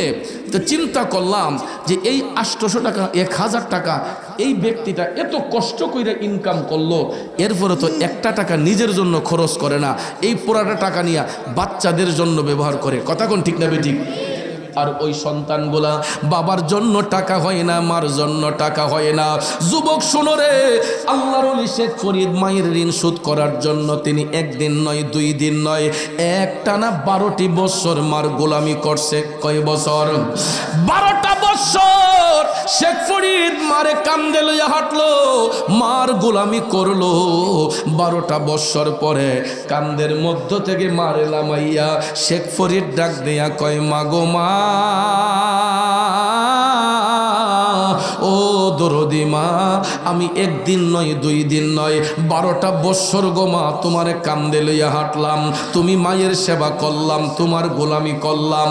আম্মা গো এখন বলো না তোমার দুধের ঋণ শোধ হইছে নে? 12 বছর পরে মা পুত্রের কথা হয়, মা ডাক দিয়া কই, ওরে পাগল ছেলে শেখ ফরিদ, আমি তো শুধু তোর আলামতিটা দেখতেছি। বাজান রে, তুই কি আমার নবীর হাদিস শরীফ পড়স নাই? আমার নবী কামলিওয়ালা তো হাদিস শরীফের মধ্যে বলেছেন, মৃত্যুর আগের দিন পর্যন্ত সন্তান যদি মায়ের গোলামি করে, ওই মায়ের একটা ফোঁটা দুধের ঋণ শোধ করা যায় না। কথাটা শুনতে না শুনতেই শেখ ফরিদ দাঁড়ানো ছিল, অজ্ঞান হইয়া গেছে। শেখ ফরিদ অজ্ঞান হয়ে গেল। তখন সেন্স যখন ফিরে আসলো, শেখ ফরিদ মারে পায়ের মধ্যে জড়ায়া দইরা ডাক দিয়া কয়, মা ও দরদি মা, আমার ভুল হয়ে গেছে গো মা গো, আজকের পর থেকে আর কোনোদিন এই প্রশ্ন তোমারে করব না গো মা। মৃত্যু অবধি পর্যন্ত তুমি মায়ের গোলামি করলেও তো 1 ফোঁটা দুধের ঋণ আমি শোধ করতে পারবো না। তাইলে তো গো মা আমি অনেক বড় ধরনের ভুল করে ফেলেছি। তখন শেখ ফরিদ 12 বছর গোলামি কইরা মার কাছ থেকে এই উত্তর পাইয়া মায়ের পায়ে জড়াইয়া দইরা কয়, আম্মা আর কোনোদিন বলবো না, আর কোনোদিন এই দাবি তোমাকে করব না। বন্ধুরা আমার, বাবাজিরা, অথচ দেখেন আমরা সন্তানগুলা উপযুক্ত হইলে, 2টা 3টা সন্তান যখন উপযুক্ত হয়, তখন আমরা মা বাবারে অনেক বড় বোঝা মনে করি। তখন দেখবেন মা বাবারে নিয়ে টানাটানি শুরু হয়, ভাগাভাগি শুরু হয়। বড় মিয়া কয় আমি খাওয়াই মা আব্বারে, মাইজুম মিয়া কয় আমি খাওয়াই মা আম্মারে, আসেনি মিয়া? এরপরে দেখবেন সুডু মিয়া মাইজুম মিয়া 2-1 মাস খাওয়াইয়া কয়, রে আমার কদ্দুর বেশ হবা আম্মা, তোমার সুডু ফুতে লোক খাও, আসেনি? মা বাপ যখন বৃদ্ধের কোটায় হয়, তখন দেখবেন এরারে নিয়ে টানা হেসরা শুরু হইয়া যায়, তুমি অমুকের লগে খাইও, তুমি অমুকের লগে খাইও। কিন্তু কয় না যে আব্বা আম্মা আমার চামড়াটা বিচ্ছইল, তোমরা খেজমত করবো, তোমরা মৃত্যুর আগ পর্যন্ত আমি যতদিন বাচ্চা আছি আমার কাছে খাইবা। এই কথা কেউ অন্য লোক কমই আছে। কথা কোন ঠিক না ঠিক? এ যুবক বন্ধুরা আমার, বাবাজিরা, ভাগাভাগি করতেছো। তোমরা সন্তানগুলা যখন ছোট্ট ছিলা, একটা ডেগের ভাত খাইয়া 3টা 4টা ভাই বড় হইছ। একটা ডেগের ভাত খাইয়া তরকারি খাইয়া 3টা 4টা সন্তানকে বাবা পালন করছে, লালন করছে, পড়াশোনার খরচ দিছে, সব কিছু ব্যাকআপ দিছে, তোমারে বিদেশ পাঠাইছে, তোমারে চাকরির ব্যবস্থা কইরা দিছে। আর আজকে তুমি এই পুরস্কার মা বাবারে দিতেছো যে বড় হওয়ার সাথে সাথেই দেখা যায় ঘরে যখন স্ত্রী আসে, ওই স্ত্রীও ডাক দিয়া কয়, তোমার মা বাপ লইয়া খাওয়া আমার পক্ষে সম্ভব না। আমি তোমার ঘর করতাম আইছি, তোমার মা বাপের ঘর করতাম আইছি না। কই কি কয় না? গভীর মনোযোগ বন্ধুরা আমার, বাবাজিরা, এমন অভিযোগ অনেক পরিবারের মধ্যে আছে। দেখবেন কিছু কিছু সন্তান স্ত্রীর ধোঁকায় পইরা মা বাবারে কষ্ট দিয়া কয়, আব্বা আমি দরকার হয় তোমার টাকা দিব না, তুমি আম্মার লিয়া আলাদাই খাও। ঠিক না বেটি? স্ত্রীর ডরে দেখবেন কিছু কিছু মা বাপ তারা বৃদ্ধ হয়ে গেছে, এরপরও চুলা জ্বালে খাওয়ান লাগে। কিন্তু আমরা অনেক সন্তান আছি, আমার কথাগুলো কি আপনাদের কাছে খুব খারাপ লাগতেছে? এই কথার মধ্যে যৌক্তিকতা আছে না নাই? অনেক পরিবার কিন্তু এইরকম অশান্তির আগুনে জ্বলতেছে, অনেকটা পরিবার এইরকম অশান্তির ধাবানো জ্বলতেছে। ভাইয়ের আমার, বন্ধুরা আমার, আপনার এই নবীনগরের মধ্যেই অনেক অভিযোগ আমার কাছে আছে। আমার মুরিদ সন্তানদের মধ্যে একজন বৃদ্ধ মুরিদ আমার ওই দিন গিয়ে আমার কাছে কান্দা দিছে, কয় বাজান আমি হজে যাইমু, এটা তো আমার জিফুত খুশি না, এটা তো আমার পোলাপান খুশি না। ভদ্রলোক জায়গা বিক্রি করছে, নিজের অর্জিত সম্পদ, এই জায়গা বিক্রি কইরা এই বুক হজে যাইব। কেন হজে যাইব? টাকা কেন ছেলে মেরে দিল না, এই জন্য বাপের উপরে তারা ওই অভিযোগ। অথচ প্রত্যেকটা সন্তান বিদেশে, তাদের অবস্থানও ভালো, কিন্তু বাপরে মক্কা শরীফ মদিনা শরীফ দেখাইব, এই খরচটা দেওয়ার মতো সুযোগ সামর্থ্য তাদের নাই। কিন্তু ভদ্রলোক নিজের টাকা দিয়ে হজে যাবেন, এরপর ওইখানেও বাধা, কেন তাদের টাকাটা বাদ করে দিল না? তাইলে চিন্তা করেন, এই পুরস্কার পাওয়ার জন্য কি মা বাপ সন্তান পালে? নবীনগর লাপাঙ্গের যুবকরা, তোমাদের পায়ে হাত ধরে বলবো রে, ওই মা বাবার কষ্ট দিয়া জাহান্নামের রাস্তা খুঁজো না। জান্নাত যদি পেতে হয় এখনো সময় আছে, মা বাবার গোলামিতে মাশগুল হইয়া যাও। শেখ ফরিদ ডাক দিয়া কই, মা আর কোনোদিন তোমারে আমি এই কথা বলবো না গো মা, আর কোনোদিন তোমার সাথে আমি এই আচরণ করব না। পরের দিন থেকে শেখ ফরিদ মার সেবা করা শুরু করে দিল। করতে করতে করতে হঠাৎ একদিন নামাজের মুসল্লায়, ফজরের নামাজ পইরা নামাজের মুসল্লায় বৈশা শেখ ফরিদের মা দুইটা হাত তুলে আমার আল্লাহরে ডাক দিয়েছে, আল্লাহ আমার শেখ ফরিদ রে তুমি ওলি বানাইয়া দাও, শেখ ফরিদ রে তুমি ওলি বানাইয়া দাও। এ বন্ধু, মার দোয়া যদি এক পাল্লায় থাকে, পৃথিবীর সব মানুষের মুনাজাত যদি এক পাল্লায় থাকে, আমার নবী বলছেন ওই মায়ের একটা মুনাজাতের পাল্লাই বাড়ি হইয়া যায়। আল্লাহু আকবার কি বলবেন না? ভাইয়ের আমার, বন্ধুরা আমার, ঘর থেকে বের হবেন, মার দোয়া নিয়ে বের হইবেন, ঘরে আসবেন আবার মার দোয়া নিবেন। দেখবেন আমি পাপি জবানে বললাম, আপনার কোনো রাস্তায় কোনো ঘাটে আপনি আটকা পড়বেন না, কোনো জায়গায় আপনার বিপদ হবে না। বন্ধুরে, আমি নিজেকে অনেক গর্বিত মনে করি, কেন জানেননি?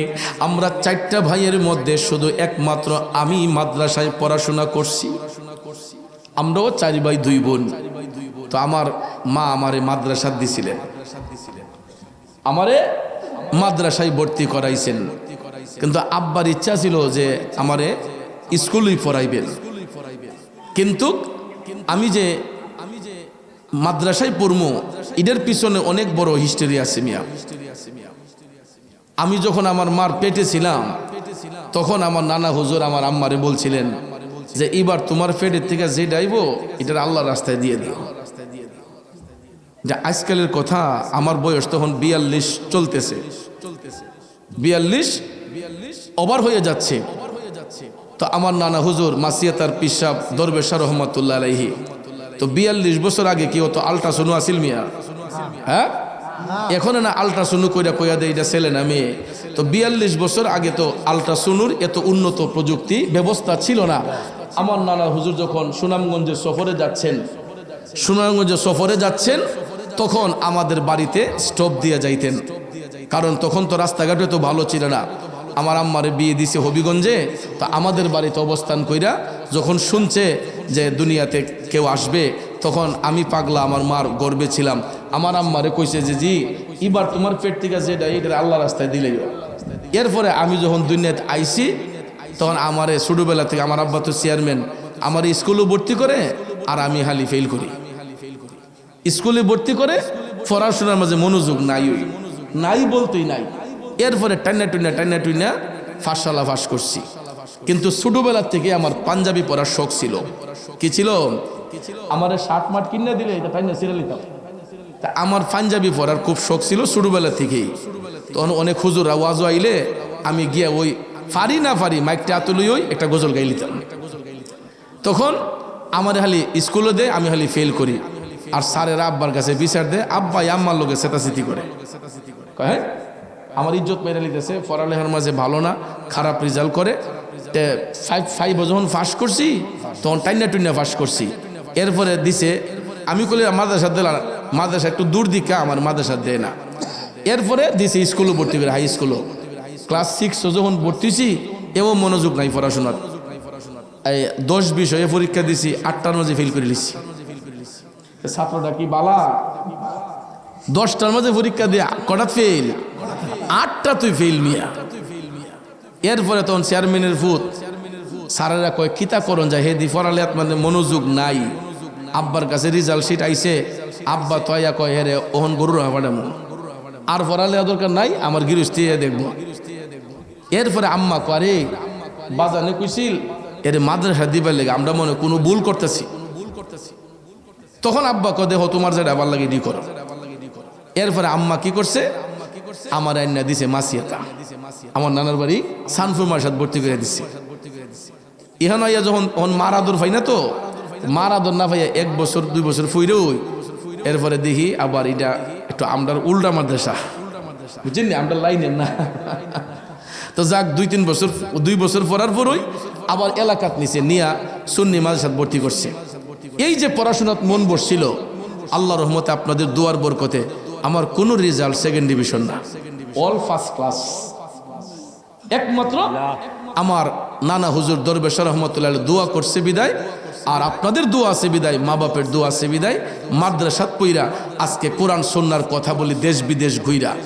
ভাইয়ার আমার বন্ধুরা, আমার বাকি 4টা ভাই, 3টা ভাই, আমি সহ 4 জন, সবাই কিন্তু মাস্টার ডিগ্রি কমপ্লিট। কিন্তু এখনো আমার ভাইয়েরা ব্যস্ততার কারণে হয়তো আসতে পারে নাই।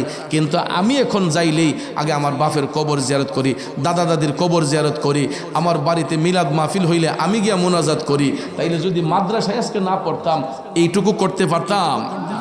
ভাইয়ের আমার, বন্ধুরা আমার, এই জন্য আপনাদেরও আমি জোরহাত করে বলে যাব, অন্তত একটা সন্তানকে দিনী শিক্ষায় শিক্ষিত বানাইবেন, মাদ্রাসা শিক্ষায় শিক্ষিত বানাইবেন।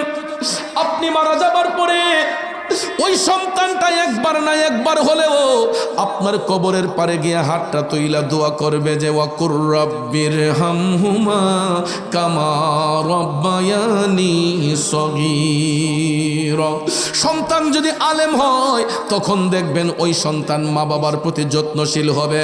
আর যদি সন্তান আলেম না হয়, যদি এদিক সেদিক চলাফেরা করে লাঞ্ছিত হয়ে যাওয়ার কারণে অনেক সময় কিছু কিছু সন্তান মা বাবার সাথে বিয়াদবি করে ফেলে। এই জন্য যুবক ভাইয়ের আমার, বন্ধুরা আমার, হাদিস শরীফে আমার রসুল বলেছেন মৃত্যু অবধি পর্যন্ত একটা ফুটা দুধের ঋণও কোনো সন্তান মা বাবার শোধ করতে পারবে না। আমরা মা বাবার কাছে চিরঋণী। এই জন্য লাপাঙ্গের ভাইদেরকে বলবো, যার ঘরে মা আছে বাবা আছে, ওই মা বাবার সঙ্গে কোনোদিন ধমক দিয়া কথা বলবেন না। আজকের মাহফিলটা শেষ করে বাড়িতে যাইয়া বলবেন, আব্বা মুরাদ হুজুর বইলা দিছে তোমার পায়ে দইরা মাফ চাইতে। মারে গিয়া কইবেন, আম্মা তোমার পায়ে দইরা মাফ চাইতে হুজুর বইলা দিছে। দেখবেন পাপি জবানে বলে যাচ্ছে, আপনার বাবার চোখের পানি, মায়ের চোখের পানি টপ টপ করে ঝরবে। আর ওই মা বাবার সন্তানরে জড়াইয়া দইরা কান্দা কইব, ফুট যা, আর জীবনে কোনোদিন এইরকম ভুল করিস না। মা বাপ সন্তানরে কষ্ট দেয় না মিয়া, আমরা কষ্ট দিই। মা বাপ সন্তানদের সবসময় ক্ষমা দেয়, কথা কোন ঠিক না? এই জন্য আমি আবার লাপাঙ্গের যুব সমাজকে বলবো, যাদের ঘরে মা আছে বাবা আছে তাদেরকে কোনোদিন কষ্ট দেওয়া যাবে না। মা বাবার সঙ্গে সৎ আচরণ করবেন। আমি গতকালকে শবে বরাতের রাত্রে কত মানুষ যাইছে আমার কাছে কান্নাকাটি করছে, হুজুর আব্বার জন্য দোয়া করেন, আম্মার জন্য দোয়া করেন। এই জন্য যুবক ভাই, আজকেও আমরা চোখের পানি সাইরা সাইরা মা বাবার জন্য দোয়া চাইব। আব্বা আম্মা যারো নাই সংসারে মাফ কইরা দাও নূর নবীর খাতিরে। যুবক, চোখের পানি গোলা সাইরা দিও মা বাবার জন্য, কারণ এই মাহফিল হওয়াতে শুধু আমরাই খুশি না, এলাকার কবরবাসীর রুহু আরো বেশি বেশি খুশি, ঠিক কিনা কন? এলাকার কবরবাসীর রুহু আরো বেশি বেশি খুশি। এই জন্য আপনাদেরকে অনুরোধ করে বলবো, কোনোদিন মার মনে বাবার মনে কষ্ট দেওয়া যাবে না, কারণ মা বাবার দিলে কষ্ট দিলে ওলি হওয়া যায় না। আর যারা মা বাবার সঙ্গে সদ্ব্যবহার করবে এরা আল্লাহর বন্ধু হবে, এরা আল্লাহর ওলি হবে। তাইলে বলুন, আমরা আল্লাহর ওলি হতে চাই কি চাই না? কারা কারা চাই দুই হাত তুলে দেখাই। নারায়ে তাকবীর, নারায়ে রিসালাত, আহলে সুন্নাত ওয়াল জামাত। বন্ধুরা আমার, এই মাহফিল হওয়াতে আপনারা খুশি না? যাক, আলহামদুলিল্লাহ। তো এই মাহফিল হওয়াতে আমরা সবাই খুশি। প্রতি বৎসর যাতে এই মাহফিল চালু থাকে, আমরা সবাই এই মাহফিলের প্রতি সুদৃষ্টি রাখবো, যাতে করে আমার যুবক ভাইদের মাধ্যমে প্রতি বৎসর যাতে এই মাহফিলটা চালু থাকে, কারণ এটা প্রথম বার্ষিক মাহফিল। সব সময় যাতে এই মাহফিল চালু থাকে। রাজি আছেন তো সবাই? আর এই সংগঠন যাতে ঠিক থাকে, আহলে সুন্নাত ওয়াল জামাতের এই সংগঠনকে বেগবান করার জন্য আমরা সব সময় এই সংগঠনের সঙ্গে জড়িত থেকে সুন্নিয়তকে শক্তিশালী করব, ঠিক আছে? আর অলি আল্লাহর পথে থাকবো, রসুলের পথে থাকবো, হকের পক্ষে থাকবো, ঠিক কিনা বলেন? একটু দুরূদ শরীফ পড়েন। আল্লাহুম্মা সাল্লি আলা সাইয়্যিদিনা মুহাম্মাদ নাবি শাফিয়ানা মাওলানা মুহাম্মাদ নাবিয়ানা শাফিয়ানা মাওলানা। দান করিয়ার মাতা পিতা সুখে রাইখো কবরে, ভাইরে নূরের টুপি পরাইয়া উঠাইও কাল হাসরে। আল্লাহুম্মা সাল্লি আলা সাইয়্যিদিনা মুহাম্মাদ নাবিয়ানা শাফিয়ানা মাওলানা। ও বন্ধুরা আমার, বাবাজিরা, শেখ ফরিদের কথা বলেছিলাম। শেখ ফরিদ মার সেবা করার কারণে তিনি বান্দা থেকে আল্লাহর বন্ধু হয়েছেন। আর ওই মার দোয়া যেই সন্তানের উপরে থাকে রে, ওই সন্তান কোনো ঘাটে আটকা পড়ে থাকে না। যেমন আল্লাহর ওলি শেখ ফরিদ, তিনি যখন ব্যবসার উদ্দেশ্যে বের হয়েছেন, একদিন তিনি ডাকাতের খপ্পরে পড়ে গেলেন। কিসের খপ্পরে? ডাকাতের খপ্পরে পড়ছেন। ভাইয়ার আমার, বন্ধুরা আমার, আপনারা বলেন, ডাকাতের পক্ষে খপ্পরে যদি কেউ পড়ে, ডাকাতের বেড়ে যদি কেউ পড়ে, তার কি কোনো অস্তিত্ব থাকে? যা আছে সব কিছু নিয়ে চলে যায়। কথা কোন ঠিক না বেঠিক? বন্ধুরা আমার, বাবাজিরা, আল্লাহর ওলি শেখ ফরিদ তিনি যখন ব্যবসার কাজ শেষ করে বাড়ির দিকে আসতেছেন, তখন ভাইয়ার আমার, বন্ধুরা আমার, সবাই ডাকাত দল শেখ ফরিদকে ব্যারিকেড দিল। শেখ ফরিদের কাছ থেকে মালামাল যা কিছু ছিল সব কিছু যখন তারা ছিনিয়ে নিল, এখন দেখা যায় মালামাল ছিনিয়ে নেওয়ার সঙ্গে সঙ্গে ওই ডাকাত দলগুলোর যত সদস্য ছিল প্রত্যেকের চোখ অন্ধ হয়ে গেছে। কি হয়ে গেছে? এরা অন্ধ হয়ে গেছে। এরা কিছু দেখতে পায় না, কিছু দেখতে পায় না। এখন এরা কোন রাস্তায় যাবে? রাস্তায় তো খুঁজা পায় না। শেখ ফরিদ তো ভাবতেছেন মালামাল গুলা তো নিয়ে গেছে, এখন এরা এদিক সেদিক হাঁটতেছে কেন? শেখ ফরিদ সোজা হাসতেছেন। এমন সময় দেখা যায় ডাকাতের দলেরা ডাক দিতেছে, এ ভাই একটু এদিকে আসো। তখন শেখ ফরিদ এদিকে আসলেন, কয় ভাই আমরা তো কোনো রাস্তাঘাট দেখতেছি না, তুমি কে? তোমার পরিচয় বলো তো, তুমি কি? তিনি বলতেছেন, আমি ব্যবসায়ী। কয় না, নিশ্চয়ই তোমার মধ্যে কোনো না কোনো কিছু আছে, তুমি কি আমাদের উপর কোনো জাদু ছুঁড়েছো? তখন এই ডাকাত দলের লোকেরা যখন এই কথা বলল, শেখ ফরিদ রহমতুল্লাহ বলতেছেন যে না, যারা মুমিন, যারা ইমানদার, এরা কখনো জাদুবিদ্যায় বিশ্বাসী হয় না। মুমিন ব্যক্তি যারা হয় এরা কখনো জাদুবিদ্যায় বিশ্বাসী হয় না। তখন ডাকাত দলের সদস্যরা বলতেছে, ভাই তোমার নামটা কি একটু বলবা? কয় আমার নাম শেখ ফরিদ। কয় ভাই রে, তাইলে তুমি কি এমন আমল করেছো, কি এমন বিশেষ আমল তোমার মধ্যে আছে যে আমলের কারণে আজকে তোমার কাছে আমরা মালামাল ছিনিয়ে নেওয়ার ফলে আমরা প্রত্যেকটা মানুষ চোখ অন্ধ হয়ে গেছে, আমরা কোনো রাস্তা দেখতেছি না। শেখ ফরিদ তখন ডাক দিয়া কয়, ভাই রে ভাই, আমি আমার মায়ের একটা হতভাগ্য সন্তান। আমি যখন ঘর থেকে বের হই আমার মায়ের পায়ে সালাম কইরা বের হই, আবার যখন ঘরে আসি আমি আমার মায়ের পায়ে সালাম দিয়া ঘরে প্রবেশ করি। আমার আমল বলতে এই একটা বিশেষ আমল, আমি আমার মার অবাধ্য হইয়া চলি না, আমি আমার মার সেবার মধ্যে দাবিত হই। তখন ওই ডাকাত দলগুলা চিন্তা করলো, মা প্রেমিক সন্তান, জীবনে তো কত সন্তান দেখলাম, এই রকম মা ভক্ত সন্তান তো খুব কমই দেখলাম।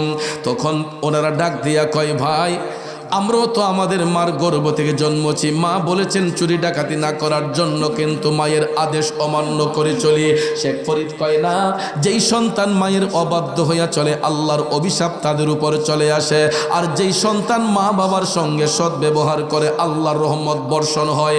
ডাকাত দলের সদস্যরা তখন বলল, শেখ ফরিদ, আমরা যদি তোমার মাধ্যমে আমরা যদি তওবা করে ফেলি যে জীবনে আর কোনোদিন ডাকাতি করব না, আমরা আজকের পর থেকে মার সাথে বিয়াদবি করব না, আল্লাহ কি আমাদেরকে মাফ করবে? শেখ ফরিদ বলতেছেন, অবশ্যই অবশ্যই, তোমরা যদি তওবা করে ফেলো আল্লাহ রাব্বুল আলামিন তওবাকারীকে পছন্দ করে। তখন ডাকাত দলের সদস্যরা, এদের চোখ অন্ধ, এরা যখন অনুতপ্ত হয়ে গেল, শেখ ফরিদ বললেন, ঠিক আছে, তোমরা সবাই আমার সাথে পাঠ করো, লা ইলাহা ইল্লাল্লাহু মুহাম্মাদুর রাসূলুল্লাহ। এরা কালেমা পড়ল। তখন শেখ ফরিদ তাদেরকে ইস্তেগফার করালেন, তওবা করালেন। তওবা করার সঙ্গে সঙ্গে আল্লাহর ওলি শেখ ফরিদ প্রত্যেকটা সদস্যের গায়ের মধ্যে ফু দিলেন, খাস কালাম দিয়ে যখন জারফুক করলেন, দেখা যায় এরা আবার পুনরায় তাদের দৃষ্টি ফিরে পেয়েছে। এখানে অলির একটা কারামত প্রকাশ হয়েছে, শেখ ফরিদের একটা জ্বলন্ত কারামত প্রকাশ হয়েছে। শেখ ফরিদ যখন এদেরকে খাস কালামের দোহাই দিয়ে এদেরকে যখন তওবা পড়ালেন, এরা আবার অন্ধ চোখ ফিরে পেয়ে এরা আবার আলো ফিরে পেয়েছে, দৃষ্টি ফিরে পেয়েছে। তখন এরা প্রত্যেকটা লোক আল্লাহর ওলি শেখ ফরিদের কাছে বায়াত গ্রহণ করেছে। এরপরে এরা যখন বাড়িতে যাইয়া এদের মা বাবার কাছে যখন মাফ চাইতেছে, আব্বা আম্মা গো, জীবনে কত ডাকাতি করলাম, চুরি করলাম, আমাদেরকে ক্ষমা করে দাও, তোমাদের আদেশ অমান্য করে চলেছে। আজকে এমন একজন ব্যক্তির সান্নিধ্য পেয়েছি, ওই লোকটার সহবতে যাওয়ার কারণে আজকে আমাদের অন্ধ চোখ আমরা ফিরে পেয়েছে। তখন মা বাবারা খুশি হইয়া বলল, যা, আমরা দোয়া করতেছি আল্লাহ যেন তোদেরকে অলি বানাইয়া দেয়। তখন প্রত্যেকটা সন্তান অলির দরজা লাভ করেছে। এই জন্য মুরব্বীরা বলে, সৎসঙ্গে স্বর্গবাস, অসৎসঙ্গে সর্বনাশ। সঙ্গ যদি ভালো হয়, একটা খারাপ ঘরের সন্তানও ভালো হইতে সময় লাগে না, আর সঙ্গ যদি খারাপ হয়, ভদ্র ঘরের সন্তানটাও নষ্ট হতে সময় লাগে না। ঠিক কিনা বলেন? এই জন্য যুবক ভাইয়ের আমার, আল্লাহ রাব্বুল আলামিন যেন আমাদেরকে যেন এমন পথে পরিচালিত করেন, আমরা যেন সৎভাবে চলতে পারি, আমরা যেন নেক আমল করতে পারি। আর বিশেষ করে এই যে নির্বাচন সামনে, নির্বাচনকে সামনে রেখে অনেক প্রতিদ্বন্দ্বী প্রার্থী আপনাদের কাছে আসবেন, যাইবেন, দোয়া চাইবেন। নির্বাচন মানে প্রতিহিংসা নয়, নির্বাচন হলো প্রতিদ্বন্দ্বিতা। ঠিক না ঠিক? নির্বাচন প্রতিদ্বন্দ্বিতা। আল্লাহ পাক ফয়সালা করবেন কাকে যোগ্যতার আসনে বসাইবেন। কাজী নাজমুল হোসেন তাপস ভাই দোয়া চেয়েছেন, আরও অন্যান্য প্রার্থীরা দোয়া চাইতে পারেন, কিন্তু কখনো মারামারি, কাটাকাটি, দানাহানিতে আমরা যাব না। কারণ 12 তারিখের পরে নির্বাচন শেষ, এরপরে আবার ঠিকই আমরা একই বাজারে বাজার করব, একই হাটে হাট করব, আমরা একই জানাজার মাঠে গিয়ে জানাজা পড়ব, আমাদের মধ্যে আবার আন্তরিকতা ফিরে আসবে।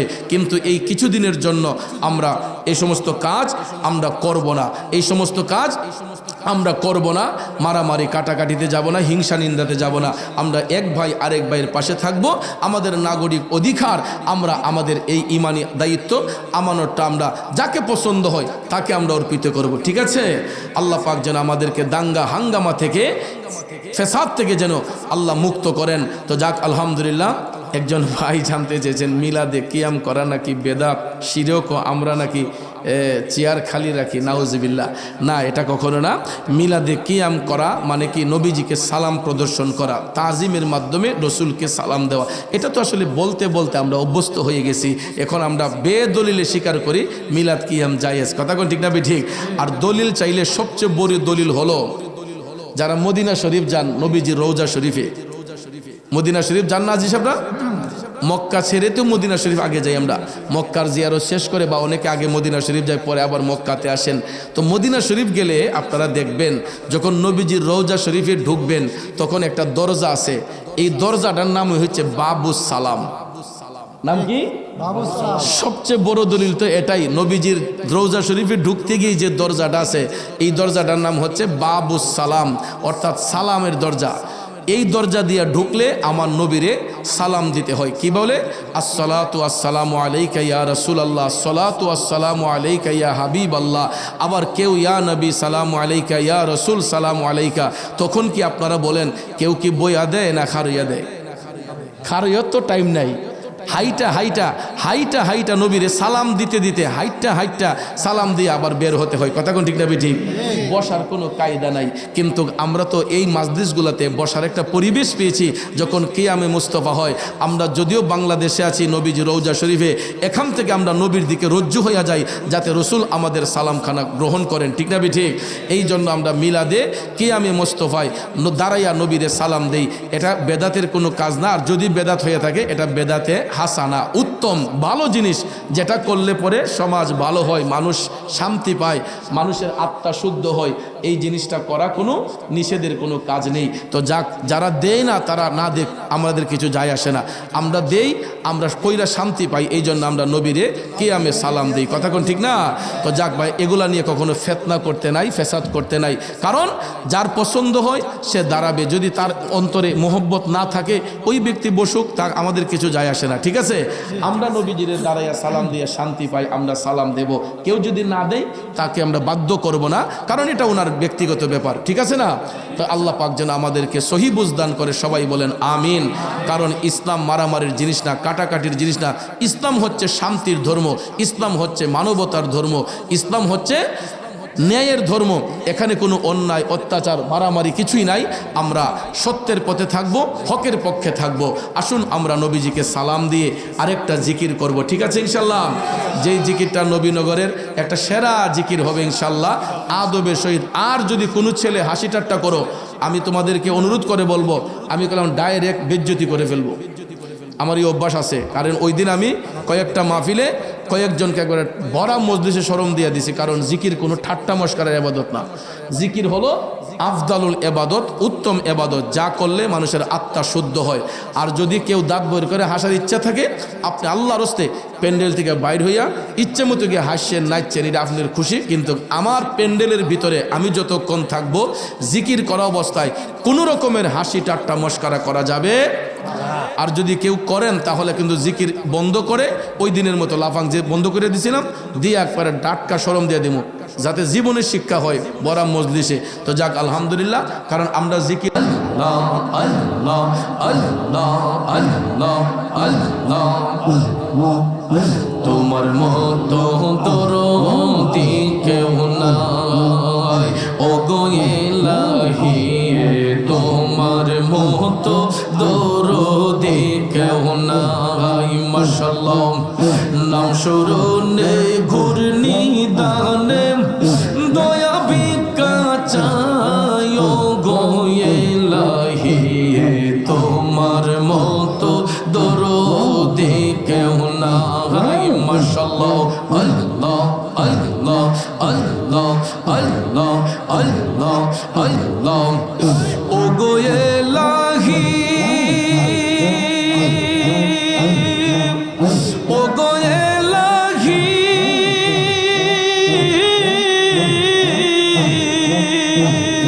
মাশাআল্লাহ মারহাবা।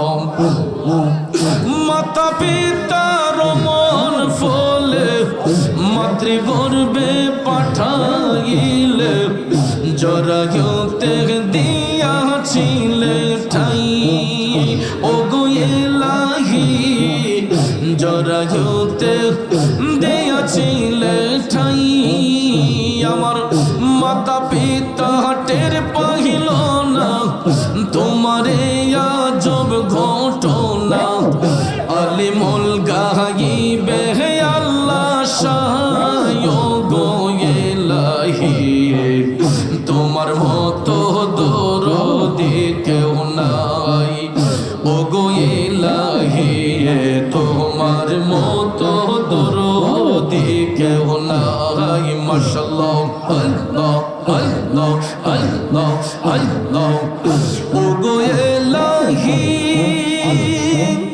কি সুন্দর দেহ বানাইয়া এই ভবে দিলা পাঠাইয়া তাই তো আমরা করতেছি বহরাই ও গো ইলাহি তাই তো আমরা করতেছি বহরাই ও গো ইলাহি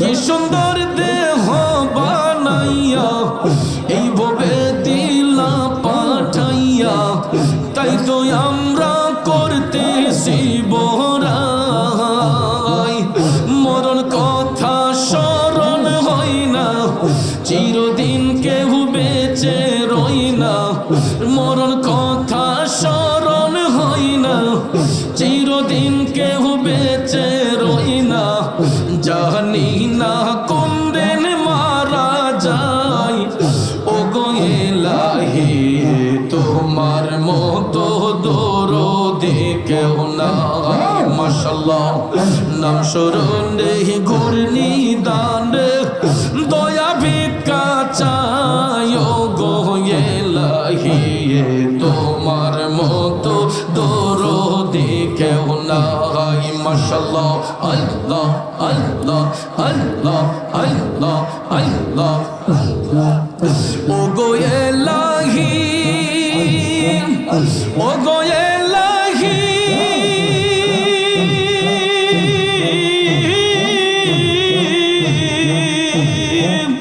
যেদিন আসবে কাল সমর কেউ করতে পারবে না বারণ মানিবে না সরকারের দোহাই ও গো ইলাহি মানিবে না সরকারের দোহাই তোমারে মন রং তামাশা বুঝে না পাগল দুর্বিংসা চরণ আসে তোমার গুণ গায় গো ইলাহি তোমার মতো দরদি কেউ নাই মারহাবা নাম স্মরণে ঘূর্ণি দান দয়া ভিক্ষা চাই গো ইলাহি তোমার মতো দরদি কেউ নাই মাশাআল্লাহ আল্লাহ আল্লাহ আল্লাহ আল্লাহ আল্লাহ আল্লাহ আল্লাহ আল্লাহ আল্লাহ আল্লাহ আল্লাহ আল্লাহ আল্লাহ আই মোহাম্মদ কামলি ওয়ালা আই রে আমার বুকে আই মোহাম্মদ কামলি ওয়ালা আই রে আমার বুকে ডাকে যে তোর পাগলেরা দয়াল রে ডাকে যে তোর পাগলেরা শান্তি দে মোর কোলে যায় আই মোহাম্মদ কামলি ওয়ালা আই রে আমার বুকে আই আই মোহাম্মদ কামলি ওয়ালা আই রে আমার বুকে আই আল্লাহ আল্লাহ আল্লাহ আল্লাহ আল্লাহ আল্লাহ চাঁদশো রোজার গ্রহ তারা জিন ইনসানার ফেরেশতারা চাঁদশো রোজার গ্রহ তারা জিন ইনসানার ফেরেশতারা দিন রজনী চাইছে তারা দয়াল রে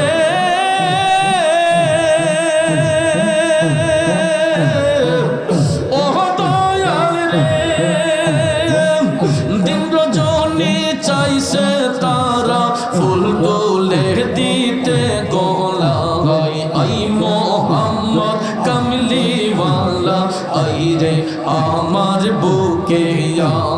আই মোহাম্মদ কামলি ওয়ালা আই রে আমার বুকে আই আল্লাহ আল্লাহ আল্লাহ আল্লাহ আল্লাহ আল্লাহ ফকির দরবেশ বাদশাহ ওলি দুলিতে সেই ফুলের কলে ফকির দরবেশ বাদশাহ ওলি দুলিতে সেই ফুলের কলে কাঁদে লইয়া ভিক্ষার ঝুলি দয়াল রে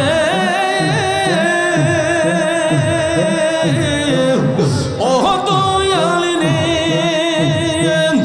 কাঁদে লইয়া ভিক্ষার ঝুলি বাস করে গাছের তলায় আই মোহাম্মদ কামলি ওয়ালা আই রে আমার বুকে আই মোহাম্মদ মদিনা ওয়ালা আই রে আমার বুকে আই আল্লাহ আল্লাহ আল্লাহ আল্লাহ আল্লাহ আল্লাহ নবী বিনে বান্ধব কে হো নাই গো মোমেন ভাই নবী বিনে আপন কে হো নাই মাশাআল্লাহ মারহাবা আল্লাহকে করিতে খুশি নবীর প্রেমে হও দাসী আল কোরআনে ঘোষণা দেইতা আই গো মুমিন ভাই নবী বিনে বান্ধব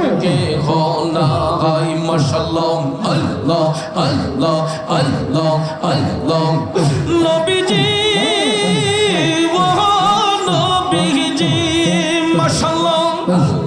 মারহাবা নবী বিনে বান্ধব কে হো না আই গো মুমিন ভাই নবী বিনে আপন কে হো না মারহাবা আল্লাহ আল্লাহ আল্লাহ আল্লাহ মা বাবা আত্মীয় স্বজন স্ত্রী আর কন্যা গো সবার চাইতে নবীজি আপন মাশাআল্লাহ নবীজি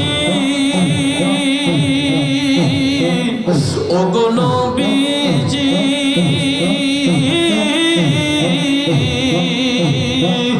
মা বাবা আত্মীয় স্বজন স্ত্রী আর কন্যা গো সবার চাইতে নবীজি আপন নবীজিকে জানের চাইতে অধিক ভালো না বাসিলে নবীজিকে জানের চাইতে অধিক ভালো না বাসিলে হাদিসে কয় তাহারি মান্নাই গো মুমিন ভাই নবী বিনে বান্ধব কে হো নাই আমার নবী বিনে আপন কে হো না আই গো মুমিন ভাই নবী বিনে দরদি কেউ নাই মাশাআল্লাহ মারহাবা নবীজি ও নবীজি মাশাআল্লাহ মারহাবা বনের জহরে শির চত্বর ধরে মেঘমালা ছায়া দিত ভাই মারহাবা মাশাআল্লাহ বনের জগরে শির চত্বর ধরে এই ফুলার একটা থাপ্পড় দেন এটা থাপ্পড়াতে লাল করে লাল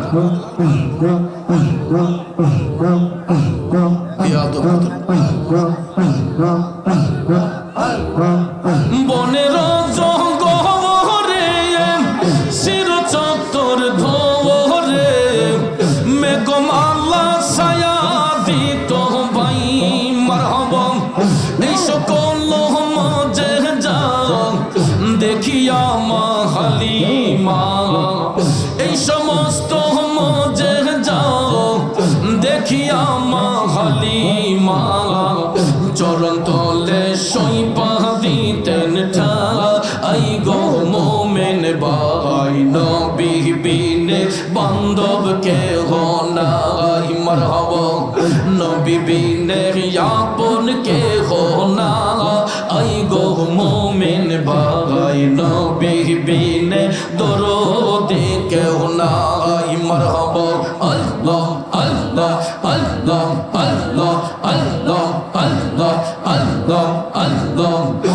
মুর্শিদ পরশমণি গো লোহা রে বানাইলো কাঞ্চা সোনা মুর্শিদ পরশমণি গো লোহা রে বানাইলো কাঞ্চা সোনা মুর্শিদ মুর্শিদ মুর্শিদ বইলা রে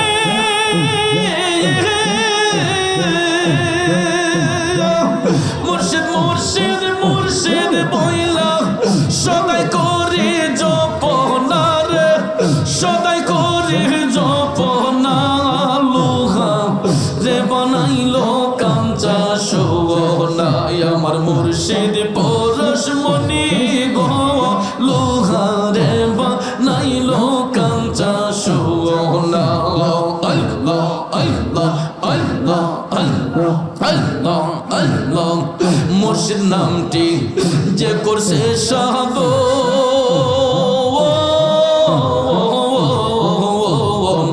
বিনা দুধে দুই পাতিয়া তুইলা সে মাখন আমার মুর্শিদ নামটি যে করছে সাধু বিনা দুধে দুই পাতিয়া তুইলা সে মাখন মাশাআল্লাহ সেই মাখন করিলে ভোকর রে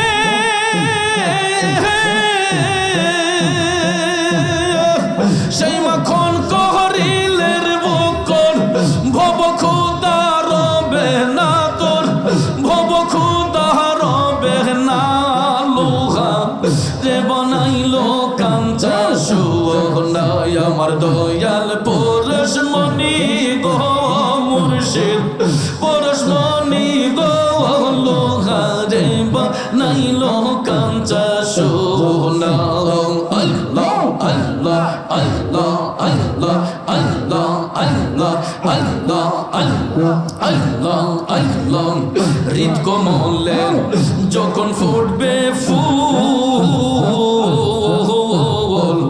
গানব মরা মন চোরা তোর হইব রে আকল ওরে হৃদ কমলে যখন ফুটবে ফুল মন ভ্রমরা জ্ঞান চোরা তোর হইব রে আকল দেখলে সবই পাগল হবি রে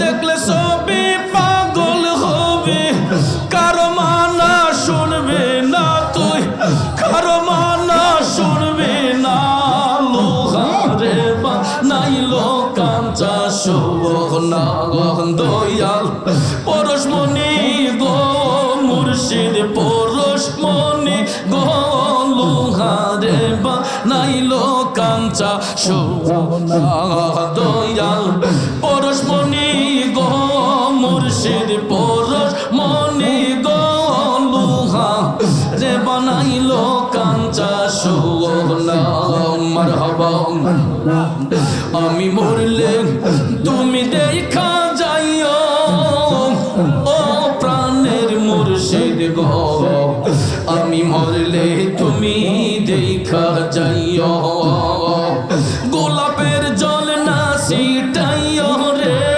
তোমার গোলাপের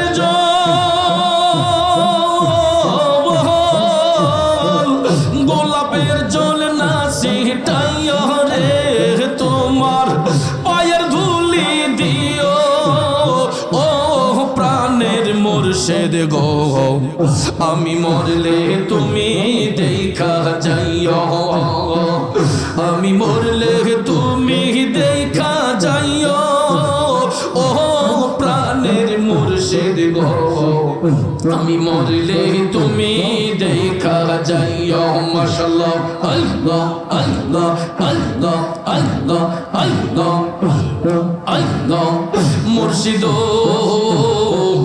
আমার বলতে আমার আমি আমার আর তো কিছু রইল না বাকি তুমি মুর্শিদ দয়া যে করিও ও দয়ালো মুর্শিদ আমার বল আমার আমি আমার আর তো কিছু রইল না বাকি তুমি মুর্শিদ দয়া যে করিও ও মুর্শিদ তুমি কাঁদাও যত কাঁদবো তত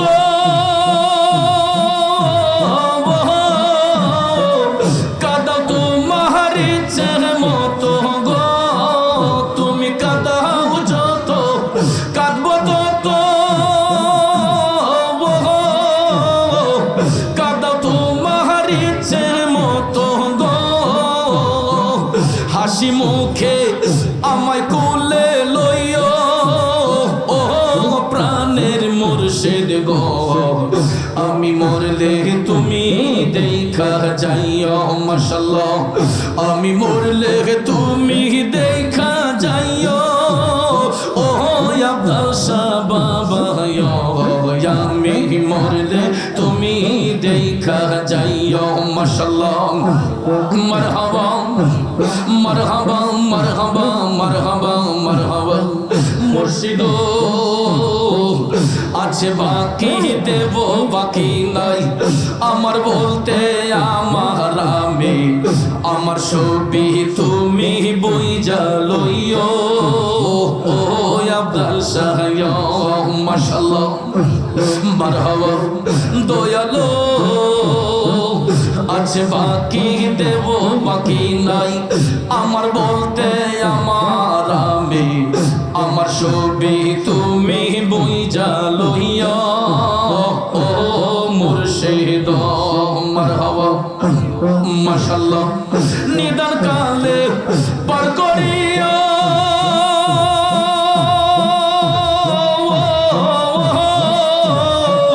তুমি মুর্শিদ আমার হইয়া গো তুমি নিদান কালে পার করিয়া তুমি মুর্শিদ আমার হইয়া গো বান্ধব হইয়া আমায় কোলে লইও ও প্রাণের মুর্শিদ গো আমি মরলে তুমি দেখা যাইও মারহাবা আমি মরলে তুমি দেখা যাইও ও দয়াল মুর্শিদ গো আমি মরলে তুমি দেখা যাইও মাশাআল্লাহ আল্লাহ আল্লাহ আল্লাহ আল্লাহ আল্লাহ আল্লাহ আল্লাহ আল্লাহ আল্লাহ আল্লাহ ডাকলে নে জোরাইব পরাণ তোমায় না দেহে হেকলে নয়নে রে মুর্শিদ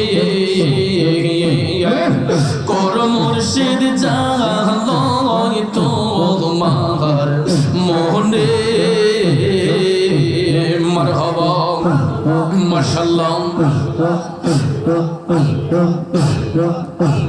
ডাকলে নে জোরাইব পরাণ তোমায় না দেহে একলে নয়নে রে মুর্শিদ কর মুর্শিদ জালয় তোমার মনে মাশাআল্লাহ তুমি হইলা অন্তর্যামী দয়াল আমি হইলাম ফানায়া তুমি হইলা অন্তর্যামী দয়াল আমি হইলাম ফানায়া আমার মাঝে কি দোন আছে আমি রাখতা আলাম তোমায় মোহন রে মুর্শিদ কর মুর্শিদ জালয় তোমার মনে মাশাআল্লাহ ঘরে ঘরে প্রেম বিলাইলা আব্দুল শাহ যাচিয়া যাচিয়া গড়ে গড়ে প্রেম বিলাইলা মুর্শিদ যাচিয়া যাচিয়া আমায় বুঝে রাখছো রে তুমি জ্বালা আইয়া পোরায়া গো মুর্শিদ মারহাবা আমায় বুঝে রাখছো রে তুমি জ্বালা আইয়া পোরায়া গো মুর্শিদ কর মুর্শিদ জালয় তোমার মনে ডাকলে নিজরাইব পরাণ তোমায় না দে একলে নয়নে রে মুর্শিদ মাশাআল্লাহ কর মুর্শিদ জালয় তোমার মনে মারহাবা সুবহানাল্লাহ ওয়ালহামদুলিল্লাহ লা ইলাহা ইল্লাল্লাহ লা ইলাহা ইল্লাল্লাহ লা ইলাহা ইল্লাল্লাহ লা ইলাহা ইল্লাল্লাহ লা ইলাহা ইল্লাল্লাহ حسبي ربي جل الله ما في قلبي غير الله حسبي ربي جل الله ما في قلبي غير الله نور محمد صلى الله لا إله إلا الله الله الله الله الله لا إله إلا الله لا إله إلا الله لا إله إلا الله بلغ العلا بكماله كشف الدجى بجماله حسنت جميع خصاله صلوا عليه وآله بلغ العلا بكماله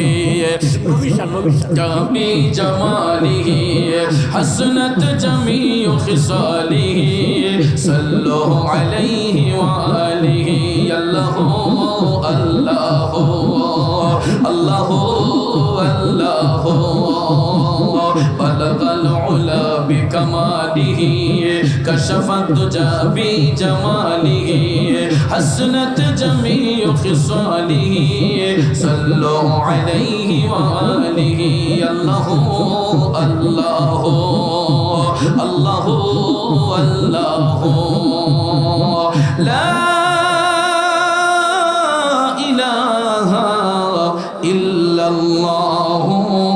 মুহাম্মাদুর রাসূলুল্লাহ সাল্লাল্লাহু আলাইহি ওয়াসাল্লাম একটা জবানও বন্ধ রাখবেন না চিৎকার মেরে বলি মারহাবা দয়াল নবী মায়ার নবী দয়াল নবী মায়ার নবী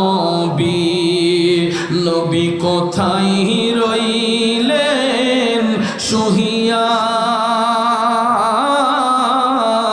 দেখা দিন গো নূরের নবী একবার আসিয়া দেখা দিন গো নূরের নবী একবার আসি ও নবী গো ও নবী গো নবী আপনার কথা মনে হইলে গো নবী বুক ভাই সাজাই নয়ন জ্বলে আমার বুক ভাই সাজাই নয়ন জ্বলে নবী কেমনে থাকি সহিয়া দেখা দেন গো নূরের নবী একবার আসিয়া দেখা দেন গো নূরের নবী একবার আসি দয়াল নবী গো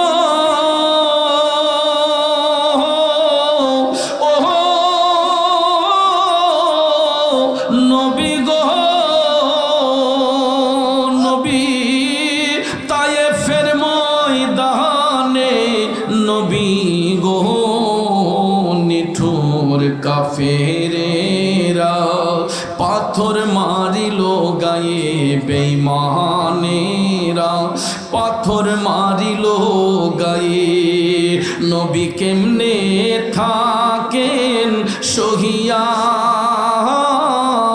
দেখা দেন গো নূরের নবী গোলাম জানিয়া দেখা দিন গো মায়ার নবী স্বপ্নে আসিয়া। সকলে বলি মারহাবা। যাক, দেখতে দেখতে রাত 1টা ওভার হয়ে গেছে, আমরা আর সামনের দিকে যাব না। আপনাদের জন্য কমিটির পক্ষ থেকে তাবারুকের ব্যবস্থা করা হয়েছে। যেহেতু খিচুড়ি তাবারুক, আমরা নীরবে নিস্তব্ধে, কোনো গ্যাঞ্জাম নয়, পর্যাপ্ত পরিমাণ তাবারুক আছে, শৃঙ্খলা